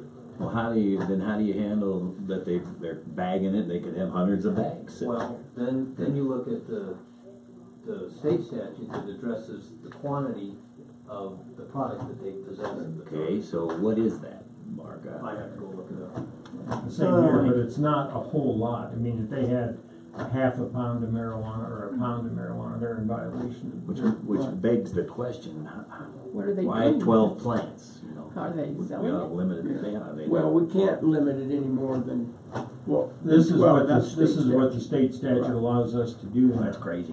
Which came up because of the problem that did occur. You go in and somebody said, I'm a primary caregiver, and they're growing, 100 plants in there. Right. Because they have patients they're growing for. They can't do that anymore. Right. Now it's 12 max. Right. I just, That's just I wonder about the language here, number one, and what the intent is. How are we gonna separate out the number of plants growing if we're gonna consider processing as part of this ordinance? Based on this ordinance, we just look at the number of plants growing. One of the issues that we've come up before is they talked about mature plants. So they got 20 plants growing, 6 are mature that comply with that the helps state that. law, and then the rest, so they're processing those, months later. Right. So I this wonder, just addresses the number of plants. then do we need this statement, I really like at any stage of maturity may be grown or cultivated, but I guess my question is, or processed Here's in why primary Here's residence. why I like the word process, because the deputy could walk in, or the sheriff could walk in, and there's 14 plants already been pulled out of the ground, waiting to be chopped up, or however you make it into marijuana, smokable marijuana. So that it's not growing, it's not cultivating, it's pulled out of the ground now. And we're getting ready to do something to it to make it into a usable product. So I don't see a problem with the process. Okay. I That's just like your point, process. And this because language actually tracks the language of the state statute that allows us to impose this. Because if we didn't have something, your point's well taken, they could have, if they had 14 plants, it'd be illegal, but they could have 10 pulled out, waiting, hanging upside down drying, 2 sitting there. and then 12 growing. But you know they do it upside down to dry. Been on a marijuana bust with the cops. Sorry. So Put you on the spot. I know, you did. the main point of this is limiting from everybody, five adults. adults, Yeah. each 6 per getting person. 6, to 6. max of 2 Right. people in the house Right. having 6. And if I can answer that, your point's well taken, but here's the issue that comes up all the time. 10 people say, I live in that Oh, right, residence, right. and they may spend one night there a month, Oh, yeah. and then they try and circumvent the law by saying, well, I'm entitled to my plants, let's put Yeah, I it just in. wanna be able to put it in a sentence that makes sense. It really does change it from It does. 6 per person to 12 per household, per resident, that's it. For primary residence, Who really. knows how many Right. people are in that house? Right. And what's the definition? I mean, if you spend 2 nights a month there, I mean, Yeah. I just don't know. This makes perfectly good sense. Okay. I have another point I want to bring up before this goes to a vote. And this may be my mistake, it may be my clerical issue here, but I want to ask Miss Brenda, because in my board packets, I have 12.5 board Ordinance packet, 1901. 1901. That was we thought that the tampering ordinance was going to be passed in 2019, but it actually ended up passing in 2018, so we changed it back to 1801. Okay, I just didn't get it changed in my board packet. Right, yeah, it was in that, and I saw that too, and that's why I said Yeah. 12.5, Right. because I saw it was 1901, but Oops. it's actually 1801. And we did second reading on tampering, and that Yes, resolution, on the that ordinance 31st, was yeah. passed. So that It was just, I didn't change that in my board packet. And then obviously the marijuana ordinance that we're considering 1901 is correct and not in a conflict. Right. Thank you.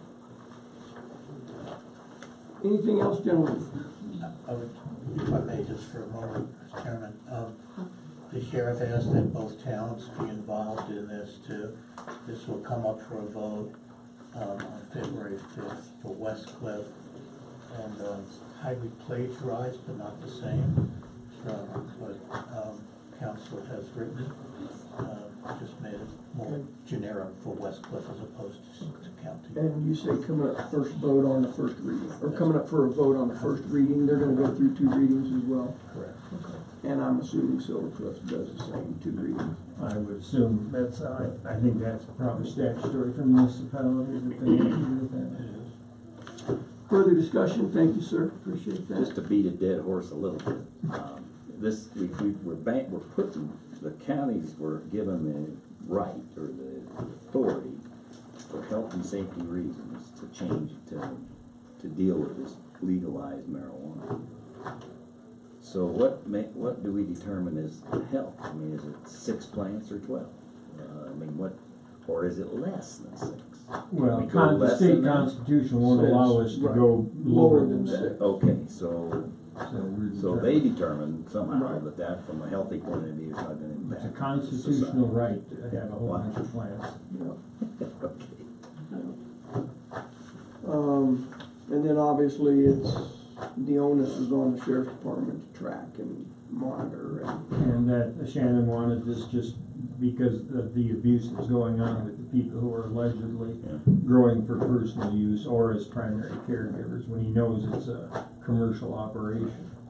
Initially, they had to show, the grower had to show the medical marijuana license for each of his patients, regardless of how many it was. And I'm gonna put myself in Shannon's boots and the deputies that go out on these buses. So you walk in there and you find the 6 plants that are allowed, or the 12 if it's a residence. And yet there's a bale of dry marijuana there. You're telling me that you can act on the dry marijuana just fine. And Yes. down to what level would you accept arguing with a residence by saying, hey, it didn't say I couldn't have a bag? What is that? It would be the quantity, and I have to go. Okay, as long as there's something that you can specifically act on. Yeah, there's a defined Not quantity in the statute. All right. So that's a different animal than what we're dealing with here. Yeah, so I'm State trying to- originally, I didn't think so. I thought, oh, Yeah. wait a minute. Yeah. Now, the state criminal code regulates 99% of marijuana. What you This can have is in your just house. allowing this. Okay. Further discussion? Public comment? Just a question. Does growing it to sell it make it then commercial? Yes. And that's a horse of a different color? Totally different. Okay, This is for personal Personal consumption. use. okay. Got it, thank you. Who was the second on that? I did. Well, that was, Yeah. Yeah. Hey, all government It's a big deal regulation. because I'll tell you We what. wanna pass this? We get a lot of comments on don't let marijuana in the county, and we gotta make sure this is not anything. You're paraphrasing very politely from I know, I know, I and, know. and this will be on the website, yes, so that people can see it? That's a I very, can point to it. I, since That's a it's very going good- to, will that's this a very go good to suggestion. paper of record? Needs to be. Yes, it has So, to be yeah. published twice, but I think it would be a good idea to put it on the website. as No well. reason why not. Consider Do we have that done. 1801 on the website? I think we did too. I will put that in my article then, Good and it will be point. there Thank for you. them to see. I agree. Further discussion? Or further public comment, sorry? Hearing none, we'll proceed to vote. All in favor of approving the first reading of ordinance 19-01 pertaining to the growing of marijuana in Custer County, say aye. Aye. Aye, opposed nay. Motion carries. Thank you. Got some clarification there on some stuff that I was Yep, not that very helps. clear on. Good job, Next Clint. item of business is the annual operating plan. Yes, thank you, sir. They don't do any more ordinances for another year. Yeah. When I had to read the one on the open burning ordinance, it was like 12 or 15 pages long. And it just wore me out. Does it have to be read by one person? No, anybody can read Oh, it. So you could Could pass take it around. turns reading it. Sure, we Take could. a I portion could read of a it. Just have Jack. Yeah. It there just you has go. to be read into the record. Yeah, doesn't we'll it? get Jack, you can read. Oh, God, yeah. Next item of business, the annual operating plan for the Colorado Division of Fire Prevention and Control. We've had this document in front of us. I personally attended the meeting when Joe Lobiondo brought us up to speed on a few changes. There wasn't anything real significant. Some of the changes he brought before the CES group had to do with some altitude on the MMA flight operations. Those changed a little. Then I believe there were some frequency changes on page 30 of 31. You can see those in red. Other than that, it was pretty much similar to what it was. So I will move we adopt the annual operating plan for Custer County and forward that on to CDFPC. Jay, you can. Is there a Yeah, second? I'll second it. Thank you. Been moved and seconded to adopt the annual operating plan for Custer County. Yeah, I had a question on, Go ahead. it says annual operating plan, that means a lot of things to a lot of different people. Yeah, I need Can, one. we ought to specify what it's for, really.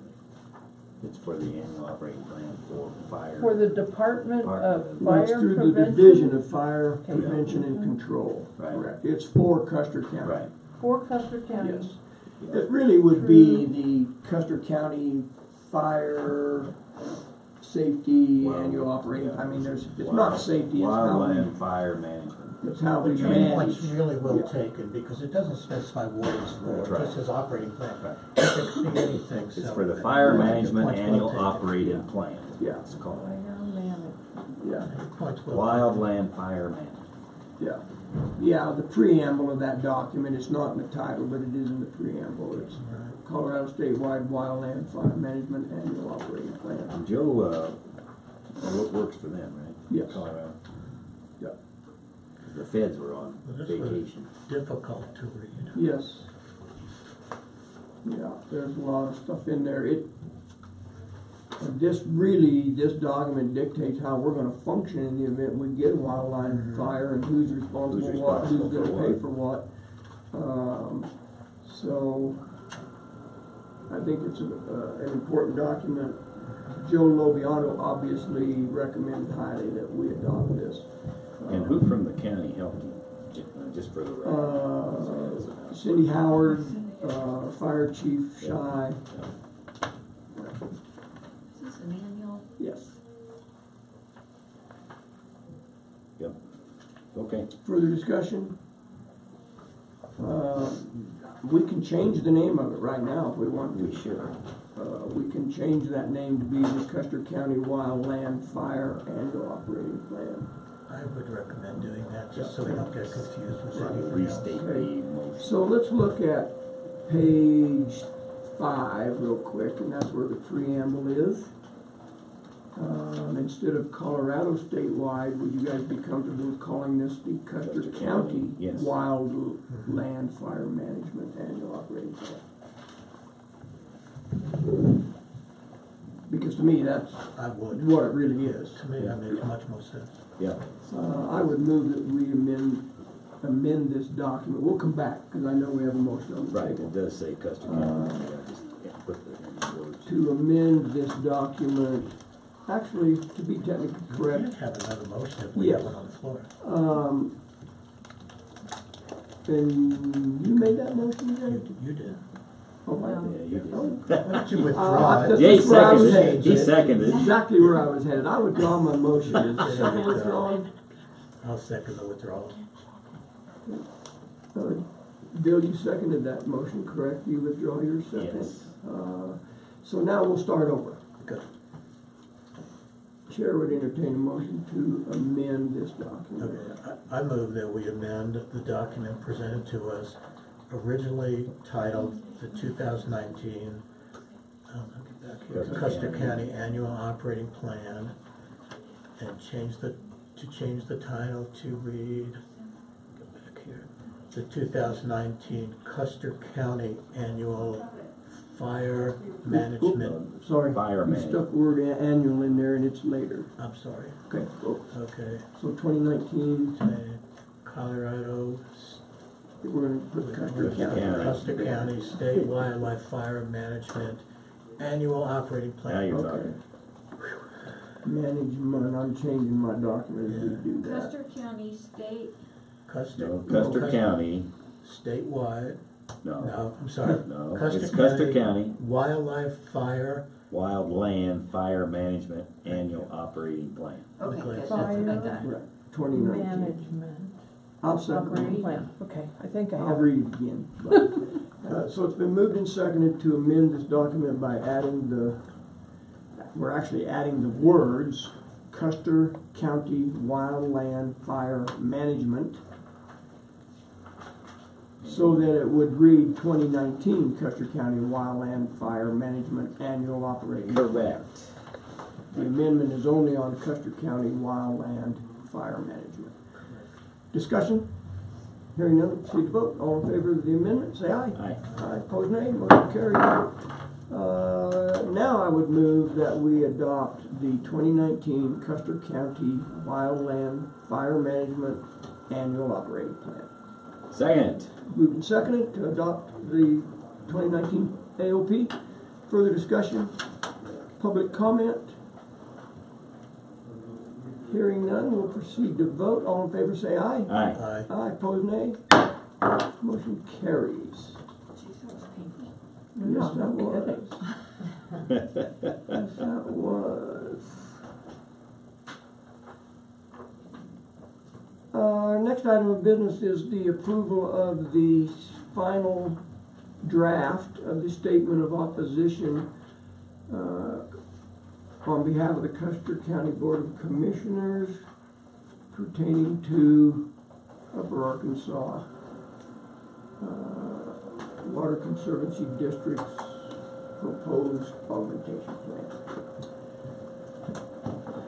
You gentlemen give me just a second, I'm trying to find that document. While you're doing that, why did that come up? I thought we did. You authorized me to draft one up. Oh. I sent those drafts to you, and it was on the agenda to finalize that today. I just don't know why it's not in my board document. What a strange Because I think name. I you read sent it Pardon? after I sent out the board document. So let me pull that. Is that on the statement of opposition? It's the 13119 draft statement of opposition.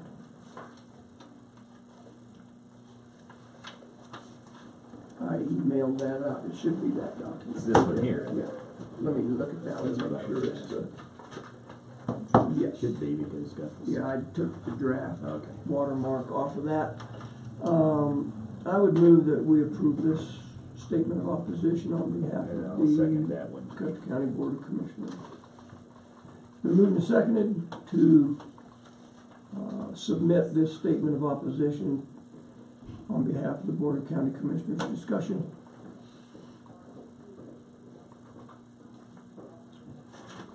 Certainly, I think there would probably be other reasons, but I don't know that we need to beat a dead horse there with trying to make up a bunch of spiffy language just to include in this.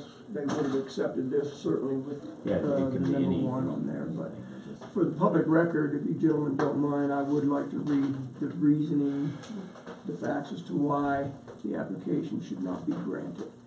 Board of Custer County Commissioners oppose the Upper Arkansas Water Conservancy District's application for a water augmentation plan for Custer County, case number 2018 CW 3076 for the following reasons. Number one, we hold the applicant to strict proof of details in the application. Number two, the proposed blue line is very arbitrary and difficult, if not impossible, to define as to the actual boundaries of said blue line. Number three, we believe the potential injury to existing water rights is significant if augmentation is allowed. Number four, we believe that the Upper Arkansas Water Conservancy District filed this the proposed application, knowing that the citizens of Custer County had no input, nor would they support such an augmentation plan. Number 5, we believe the language in attachment A indicating all or part of a given section of land in the legal descriptions is ambiguous and misleading. So those were the 5 reasons. And the attachment is the map, right? Yeah, the attach, I should have maybe, and we still can, specify that in attachment A of the proposed application, because the way it's written, you would think it's here. So if you don't mind, I'm gonna change that. So number 5, we believe the language in attachment A of the, Proposed yes, augmentation. thank you, sir, I appreciate that. Okay. The proposed, okay. UAWCD. Yeah. UWCD application, correct? Right. Previously submitted. It will make it very clear what we're objecting to. I think it's very important. And now I just gotta make sure that the language structure is correct there. So we believe the language in attachment A of proposed UAWCD application previously submitted indicates, or indicating is still, I think, correct, don't you? Indicating all or part of a given section of the land in the legal description is ambiguous. Yes. I think indicating instead of indicates. I think it's fine. Either way Okay. will work. I'll have to clean that up a little bit because my word is, it's all over the place. It's fine. Okay, so I have a little problem. Okay, go ahead. With number 3. Uh-huh. The we is us, this is just me speaking. Okay. Believe a potential injury to existing water rights is significant if augmented. We don't know that for truth because we've never been presented anything. Correct. That's why we say. No argument. Maybe may. No, I think it could be. We don't know. This is saying we see potential in this. We have enough information to say that what they do, if implemented, Yeah, I'm with you. and so we don't. They've never presented anything. I'm not an engineer. How We never about had we engineers change the speak word to us. believe to we are. Could be, We are or concerned. that there may that be the blue injury. line- We are right. concerned that the blue line is very arbitrary and difficult. Yeah. No question in my mind that I believe. Yeah, that that's a injury fine, exists, but it doesn't we've mean- got to agree, the 3 of us, because That's we're right. all gonna sign it. See, because I don't know what specifically what that does. When they move the blue line, and if they move some water, blah, blah, blah, who does that, they've never presented how it works, how enough for us to make that. I'll tell you But what. they give us enough concern that it is a potential problem. I get your point.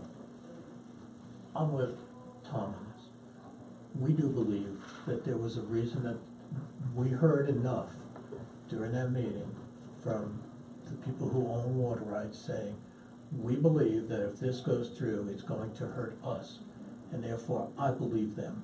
Well, but what I heard though, about that same meeting, I heard that they didn't, the people that were there, how do I know this doesn't affect me? It's downstream, in theory, to the guys, some of the guys that were there on that side of the blue line, so I think it's more accurate to say that significant augmentation is significant, could be significant. Well, we don't know, because they didn't give us the hearing. Well, we never had it. You're right, and we don't know that. That's why I right. put the words "we believe." Now, So you Well, wanna this say was written is on or behalf could of be? all of us. so Could we be, have to agree. or we don't have enough information to determine it, and it's significant enough that they better show us. So that's why I worded it, the potential injury. We're not saying we know it. We can say we believe suspect. the potential in it to existing is significant. We just don't know. Maybe. It could be. It could be even Instead of greater. is, maybe we should say may be significant. That's right. It may be. But because the word is means, Yeah, We done. know. We know we got the information. are you The good with scientist that, sir, that may Yeah. be, doesn't change the fact that it could. Significant implementation, that's all I have. yeah, is, I missed that word is, you're Yeah, exactly right. That's my Yeah. point. It was making So may be significant if augmentation is allowed. Right. And I just want to, let me say that so I don't goose that up. And then I want to backtrack to just one thing you said. I'm not trying to be a behind here. you said move the blue line. There's no blue line now. Whatever So it is, it's, implement they're the blue gonna line. That's implement right, the implement blue the blue line, line. yeah. They're not gonna try to move That's it. true. I suspect that's something. There was always somebody saying, "No, this is the blue. It moved," and you know. Yeah. It moved So- include the county. My personal feeling is eventually they're gonna wanna come back and expand that blue line, which would Well, that's not what they really just be did. moving They it, took right. it out of the Arkansas Valley and put it into us This is terrible what they did. without talking to us. I'm so. Okay, so number 3 then I've got, we believe the potential injury to existing water rights may be significant if augmentation is allowed. I think There you that's go. That's okay. better. That's much better written. Okay. And then, number 5, just again to repeat, we believe, because we're all gonna sign it, so we believe the language in attachment A of the proposed application previously submitted indicating all or part of a given section of land in the legal descriptions is ambiguous and misleading. Nobody could explain that. Right.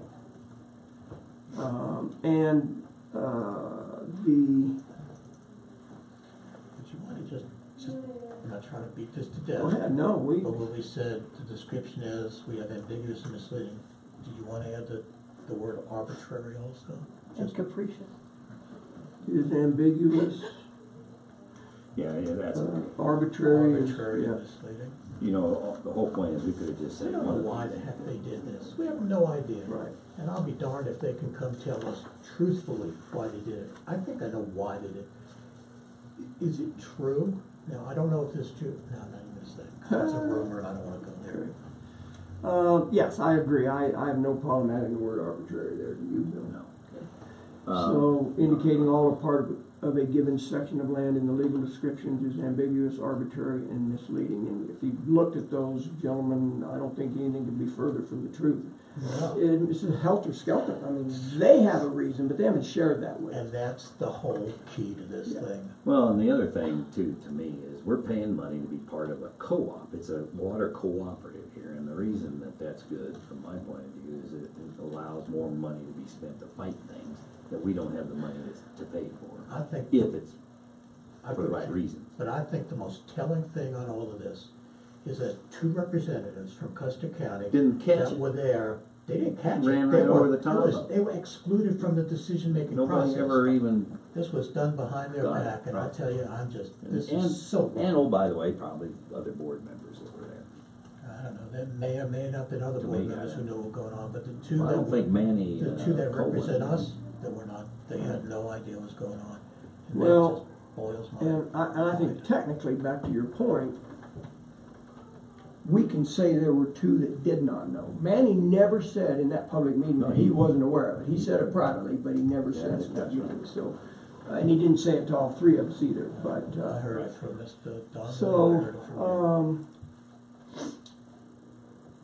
Okay, I'm good. Mardell DiDomenico indicated that we all 3 have to agree to the language because we're all 3 going to sign it. She said if you want to sign individually, if you have different feelings about it, you can submit individually For $110. for $192. Oh, $192. So that's why I want to I take know, time to make sure that's we're why all we in gotta make agreement, sure we're. because we're signing it that we all 3 agree to the wording in this document. And then, so that you know, I've indicated on this application that we will send a copy of this to Kendall Burgermeister, the UAWCD attorney, and that's by law, we have to do that. Okay, Correct. so in the interest of nitpicking, then take a look at item 1 under. Okay? So we object, and it just makes a statement, and I'm not sure it's we hold the applicant to strict proof of details in the application. Okay. Well, what we're really saying is proof of what? It's Of everything in that application. right. So, but that's the, I'm just trying to figure out how to say it. Okay, let me interject real quick, because it may Go ahead. alleviate your feeling. That's quote unquote from the water court, those words. I didn't make those up. She That's said, what be she said sure you had to have you in there. include the You had to have following that, wording. okay, so Yes. that, okay, Yeah. we object we're objecting to this. Let's see, that's not a reason, you see what I'm saying? Yeah, I do. Maybe the statement should be in that, up above, it says, we hold the applicant, to strict proof of details in the application, the Board of County Commissioners oppose that, but not for these following reasons. Okay, how about if we do this, that we oppose the statement up there? Yeah. And hold the applicant to strict proof? Yes. But she told me, That's not a reason. well, she told me that is your primary reason for opposing. So She that- said if nothing else, you have to oppose. She didn't say we Okay, have that's to, but fine. She said if you're going to oppose it, Well, that needs to be one of the reasons. Right, That's what and she the reason told she's me. saying that, read number 2, if there's this state facts that the application should not be granted or why it should be granted only in part. And then, and in that, so the first statement is, we oppose it, the board, in order to, we demand that they hold the applicant to strict proof of details for the application. And then for the following reasons, blah, blah, blah. Okay, then that does not become a reason, that's part of a statement of oppositions. I don't know, she Well, just either said. way, I guess. She said really your first reason should be that you want to hold, and maybe we should put, we want to, or we desire In to order- hold. I think it's fine. I mean. You wanna leave it like that, as long as it comes across it, because And I only put it in there because that's exactly what she told me to write. I see, And that's, just trying to figure out how to deviate what say she it. told you to write. Right. Well, that's, see, when So- you start off, the Board of County Commissioners hold the applicant to okay, Mhm. She said that is a reason okay, let's to just let it oppose, is because you want to hold them to their strict proof of what's in that application. Just out of curiosity, has anybody heard from Mr. Sunderhoff since we started this process? Okay. The other thing I did a little more research, Somebody had a meeting with him, didn't you, Tom? no. That this is, and it says it on here, and I went back and looked, in the second box of this application, concerning the application for water rights. This is actually an application for them to get additional water rights. Nobody wants to talk about that. I'm sorry, but I'm not. Okay. The wording, can you scroll up? Those two words right there are of huge importance for people to know and understand that this is actually an application for additional water rights for Upper Arkansas. They do say it down deep in the document, and that they will be allowed to increase their water right holdings in Custer County.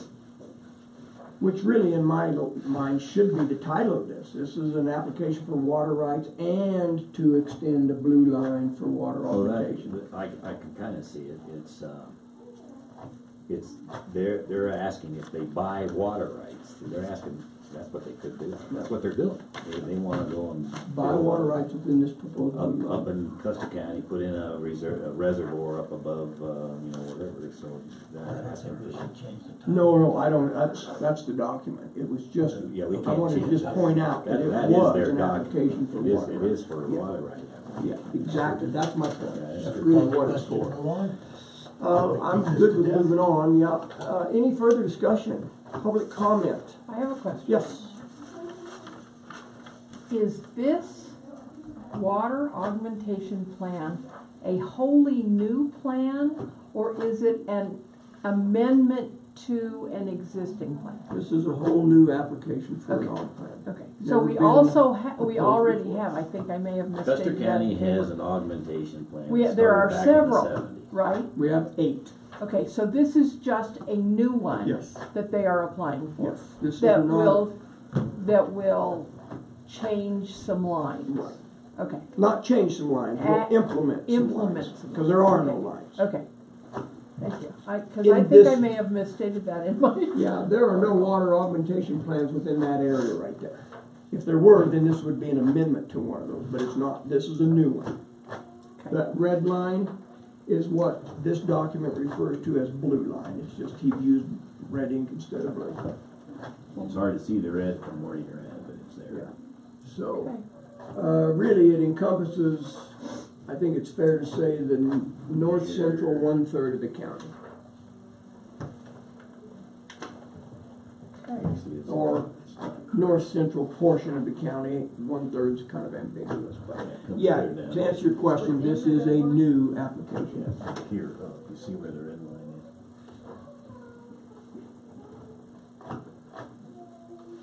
is? And there are existing 8 already. Yes, ma'am, that's according to our water commissioner, District 13 water commissioner. See, when they went through the zoning, Jackie, they started it. Further discussion? Hearing none, we'll proceed to vote. All in favor of submitting the proposed statement of opposition as printed, say aye. Aye. Aye. With changes. As amended, thank you. Yes, as amended. Because you do not have those in front of you. Okay, so let me restate my motion. I move to submit the statement of opposition with the changes that we agreed to this morning. Perfect. Will this be available on the website Yes. for citizens to see? Yeah. It needs to be, in my opinion. Just this, this Yeah, this is not, Further As soon as you discussion? sign it, I can. it's easy, it's not a. It's Hearing none, we'll proceed to vote. All in favor, say aye. Aye. Aye, opposed nay. Motion carries. Good job, thanks. You're welcome, thank you guys. And then, what this really does for us, you guys know this, but for the record, that this is going to, enable us to receive every document that's filed in the court pertaining to this water augmentation plan. Yeah, no, it doesn't mean that we're withdrawing from the upper arc or anything like it, just means we're contesting it, we can agree as it evolves. Is that something, and that might be overwhelming, but is that something that, since you're doing this on behalf of the citizens, seems like this should also give access to the citizens of all that court Well, they get- documentation, or they is do- that, they do is through that us. impossible, or is it, Well, no? I'd have to check with council about that. The only way that would happen would be if we posted it on the website. Everything we got, we reposted, and I'm not sure that would be right. Or we could keep a file somewhere, because these are all public documents. Yeah. We don't do anything behind closed doors.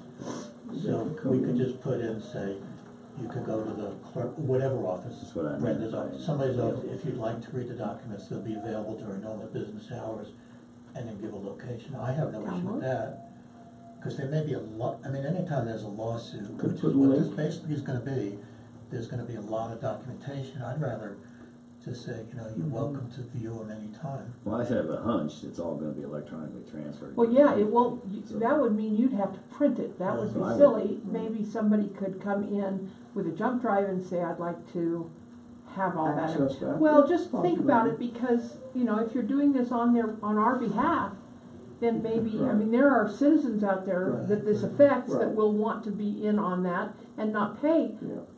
$197. Well, yeah, now, technically, we are, as representatives of the county citizenry, we did this on our behalf. If anybody else wants to do it, they're gonna have to do that themselves. Right. But to get them access to the information was your Well, point, right? yeah, I Because guess, we haven't filed really on I- behalf of the I- citizens. I don't know the legalities of that or anything, it's just something that I was thinking, I wonder if, who will be able to see that, Yeah.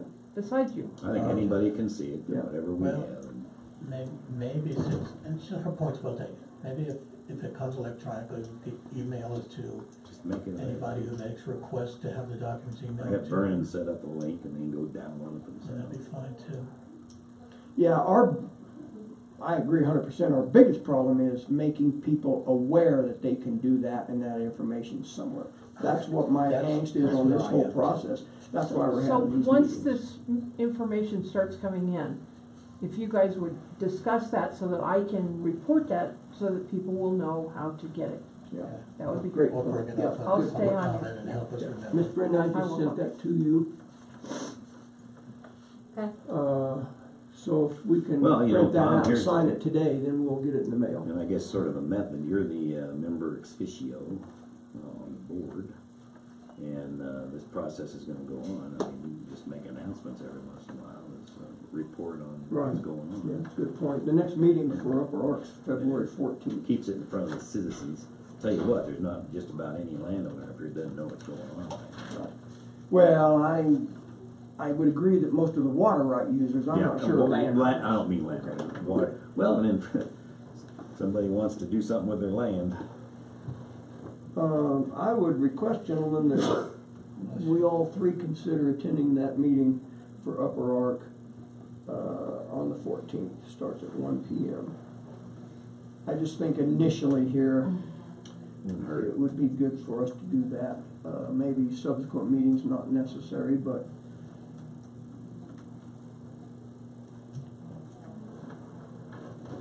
when I get the agenda from Kimberly, their secretary, I will forward that on to you so you can consider whether or not you want to attend that meeting.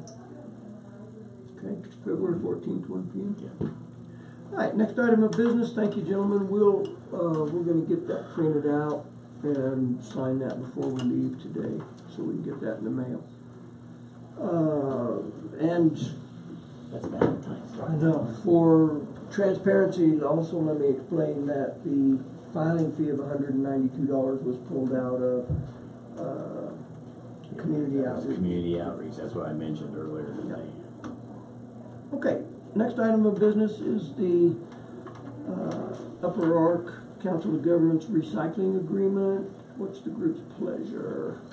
I move that we accept the Upper Arkansas Area Council of Government agreement dated January 22nd, 2019 regarding the recycling program in Custer County. It's been moved and seconded to adopt the Upper Arkansas Area Council of Governments recycling agreement that we have in front of us.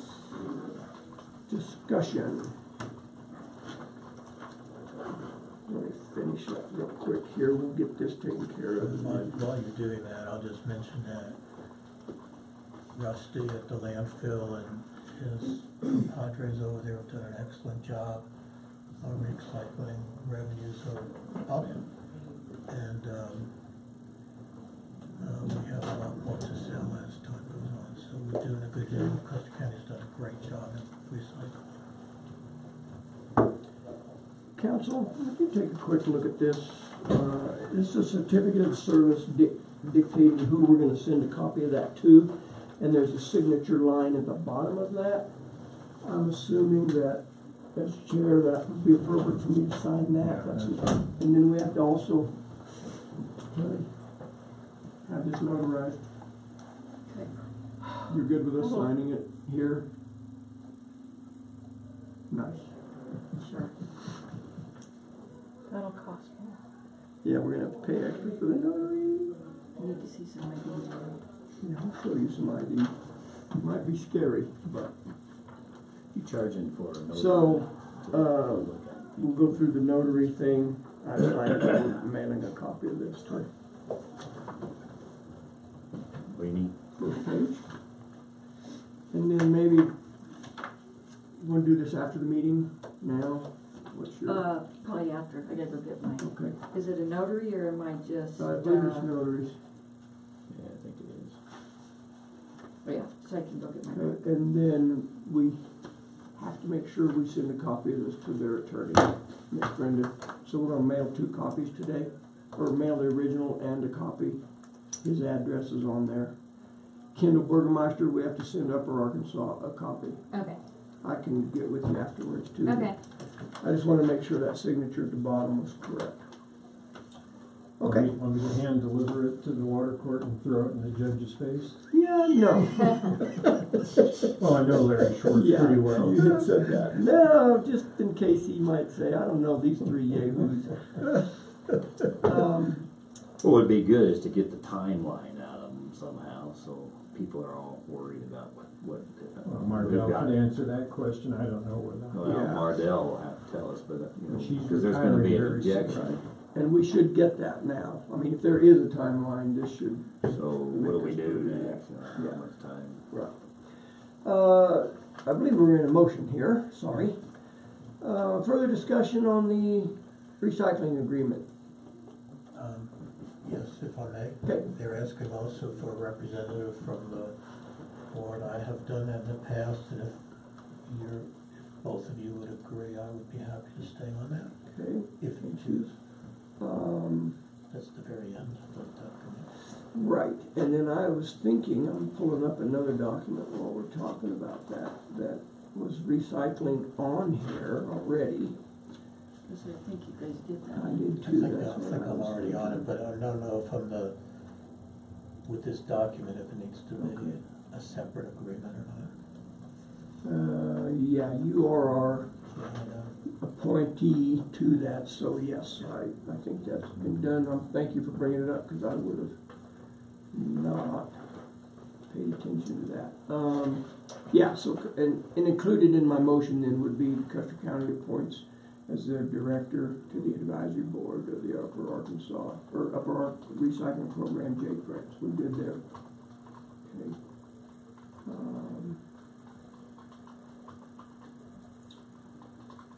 Are you on that document, Miss Brenda? Which document? Recycling agreement, last page. I'm just asking, I heard you typing, so I just didn't know what you... No, I'm okay. just gonna write it in, because Okay. that's their document that they sent me. I Okay. don't have a Word document version of that document. That's just a hard copy. Okay. Yep.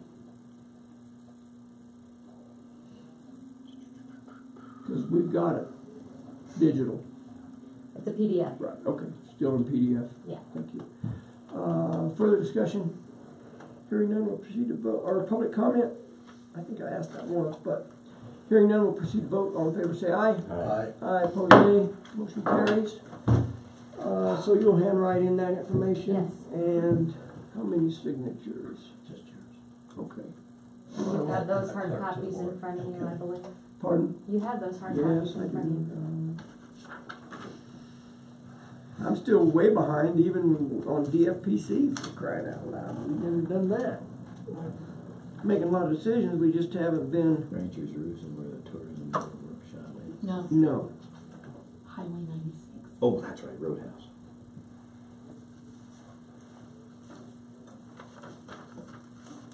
Are you coming to the 2:00 meeting here? If I know what it is. It's the housing study. Charles Vogel and I are on it, I think you're on it too. And they want us to get a citizen group together to do, Okay. the same thing we do on the street. I saw the email, but it was all tentative, so I didn't have it written down. So it is going on today. Vogel and I are supposed to meet here at 2, and he was supposed to reach out to you. He did not, I will be there. Thank you.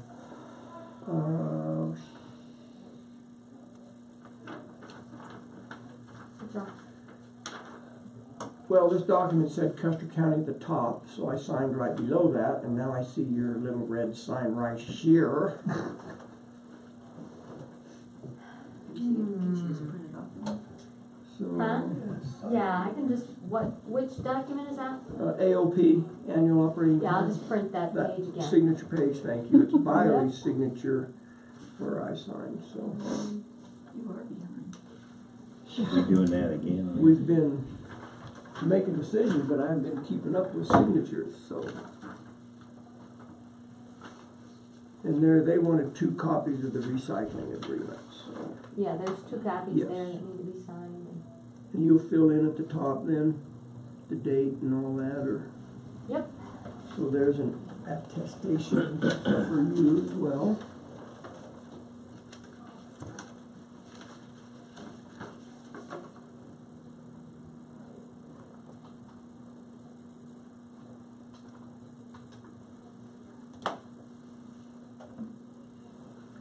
And then she'll fill in.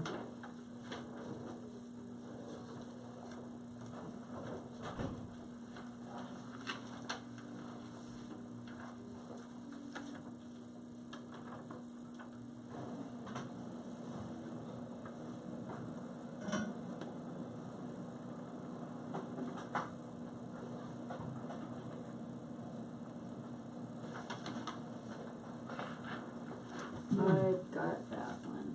This is the one that she printed off, I think. and With the that's- changes. Yeah, that's probably the one that, Yeah. So this needs to go away. do you wanna make sure that that has the, I think that's the one that she handed to you that I handed you one, it was paperclip, so. Okay, let me just look here. May.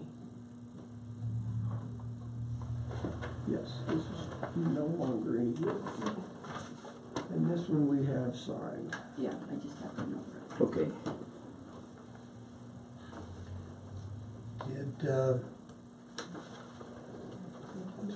Did Miss Meredith tell us when she could start? Before. Okay, so Commissioner, signature, printed, signature, printed. Is mine right on top? Looks a little weird, but. On the bottom. You're on the bottom. Here's all the You have long to get money. Amen. I hope we had soon. If not, we go 5 minutes. I know, I'm struggling, sir. I'm struggling in that area. So, where's No one can the- countersuit here. Did Brenda only do the signature? Just a signature. That's the way And they then- want it. Miss Brenda, and on the AOP, you're gonna fill out, I mean, on the recycling agreement, you'll fill out that stuff, and at the top, there's a date. Thank Here's you. my paycheck. I have to return it, Okay. Okay, let's move along, guys. We're getting there, sir. Public comment? Yes, ma'am. Don't tar or feather me, but I have a question. Okay. In regards to, the tourism board and, Bob Swanson, that letter, even though the letter was set out and it was board, we have not voted on that aspect of it. I did approach Deb on it, and she said we would do that at our February 12th meeting, so I was surprised. So you guys are so careful about trying to keep things open and on the up and up.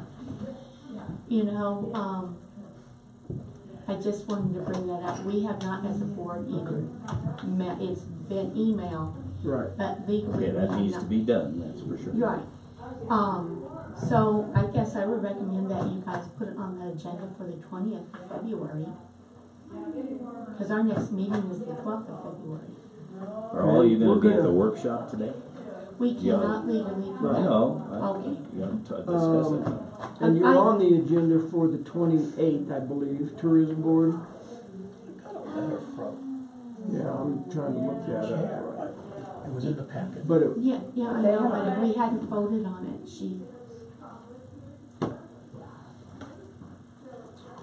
If that's the case, you can't do No, I thought we I put thought them it- I on thought for it- one of the, it was the 5th, wasn't it? Yeah. February 5th? And that will be before you have a meeting, so we'll Right. just deal with it.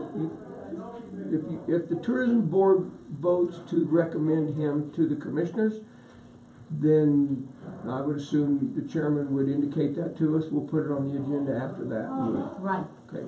so then, so it's not on the 5th then? No, it's still on the 5th. Still on the 5th, No. they just got, but we can't, for us to, No. we're not I having know a that, meeting. but it, What do you have on the 5th for tourism right now? Add tourism board member Bob Swanson. Okay, that won't, that has That's to right. come off. Okay. Why don't we just make this decision for them? I mean, we have the right to do that. Why don't we just, I mean, Could. this is nonsense.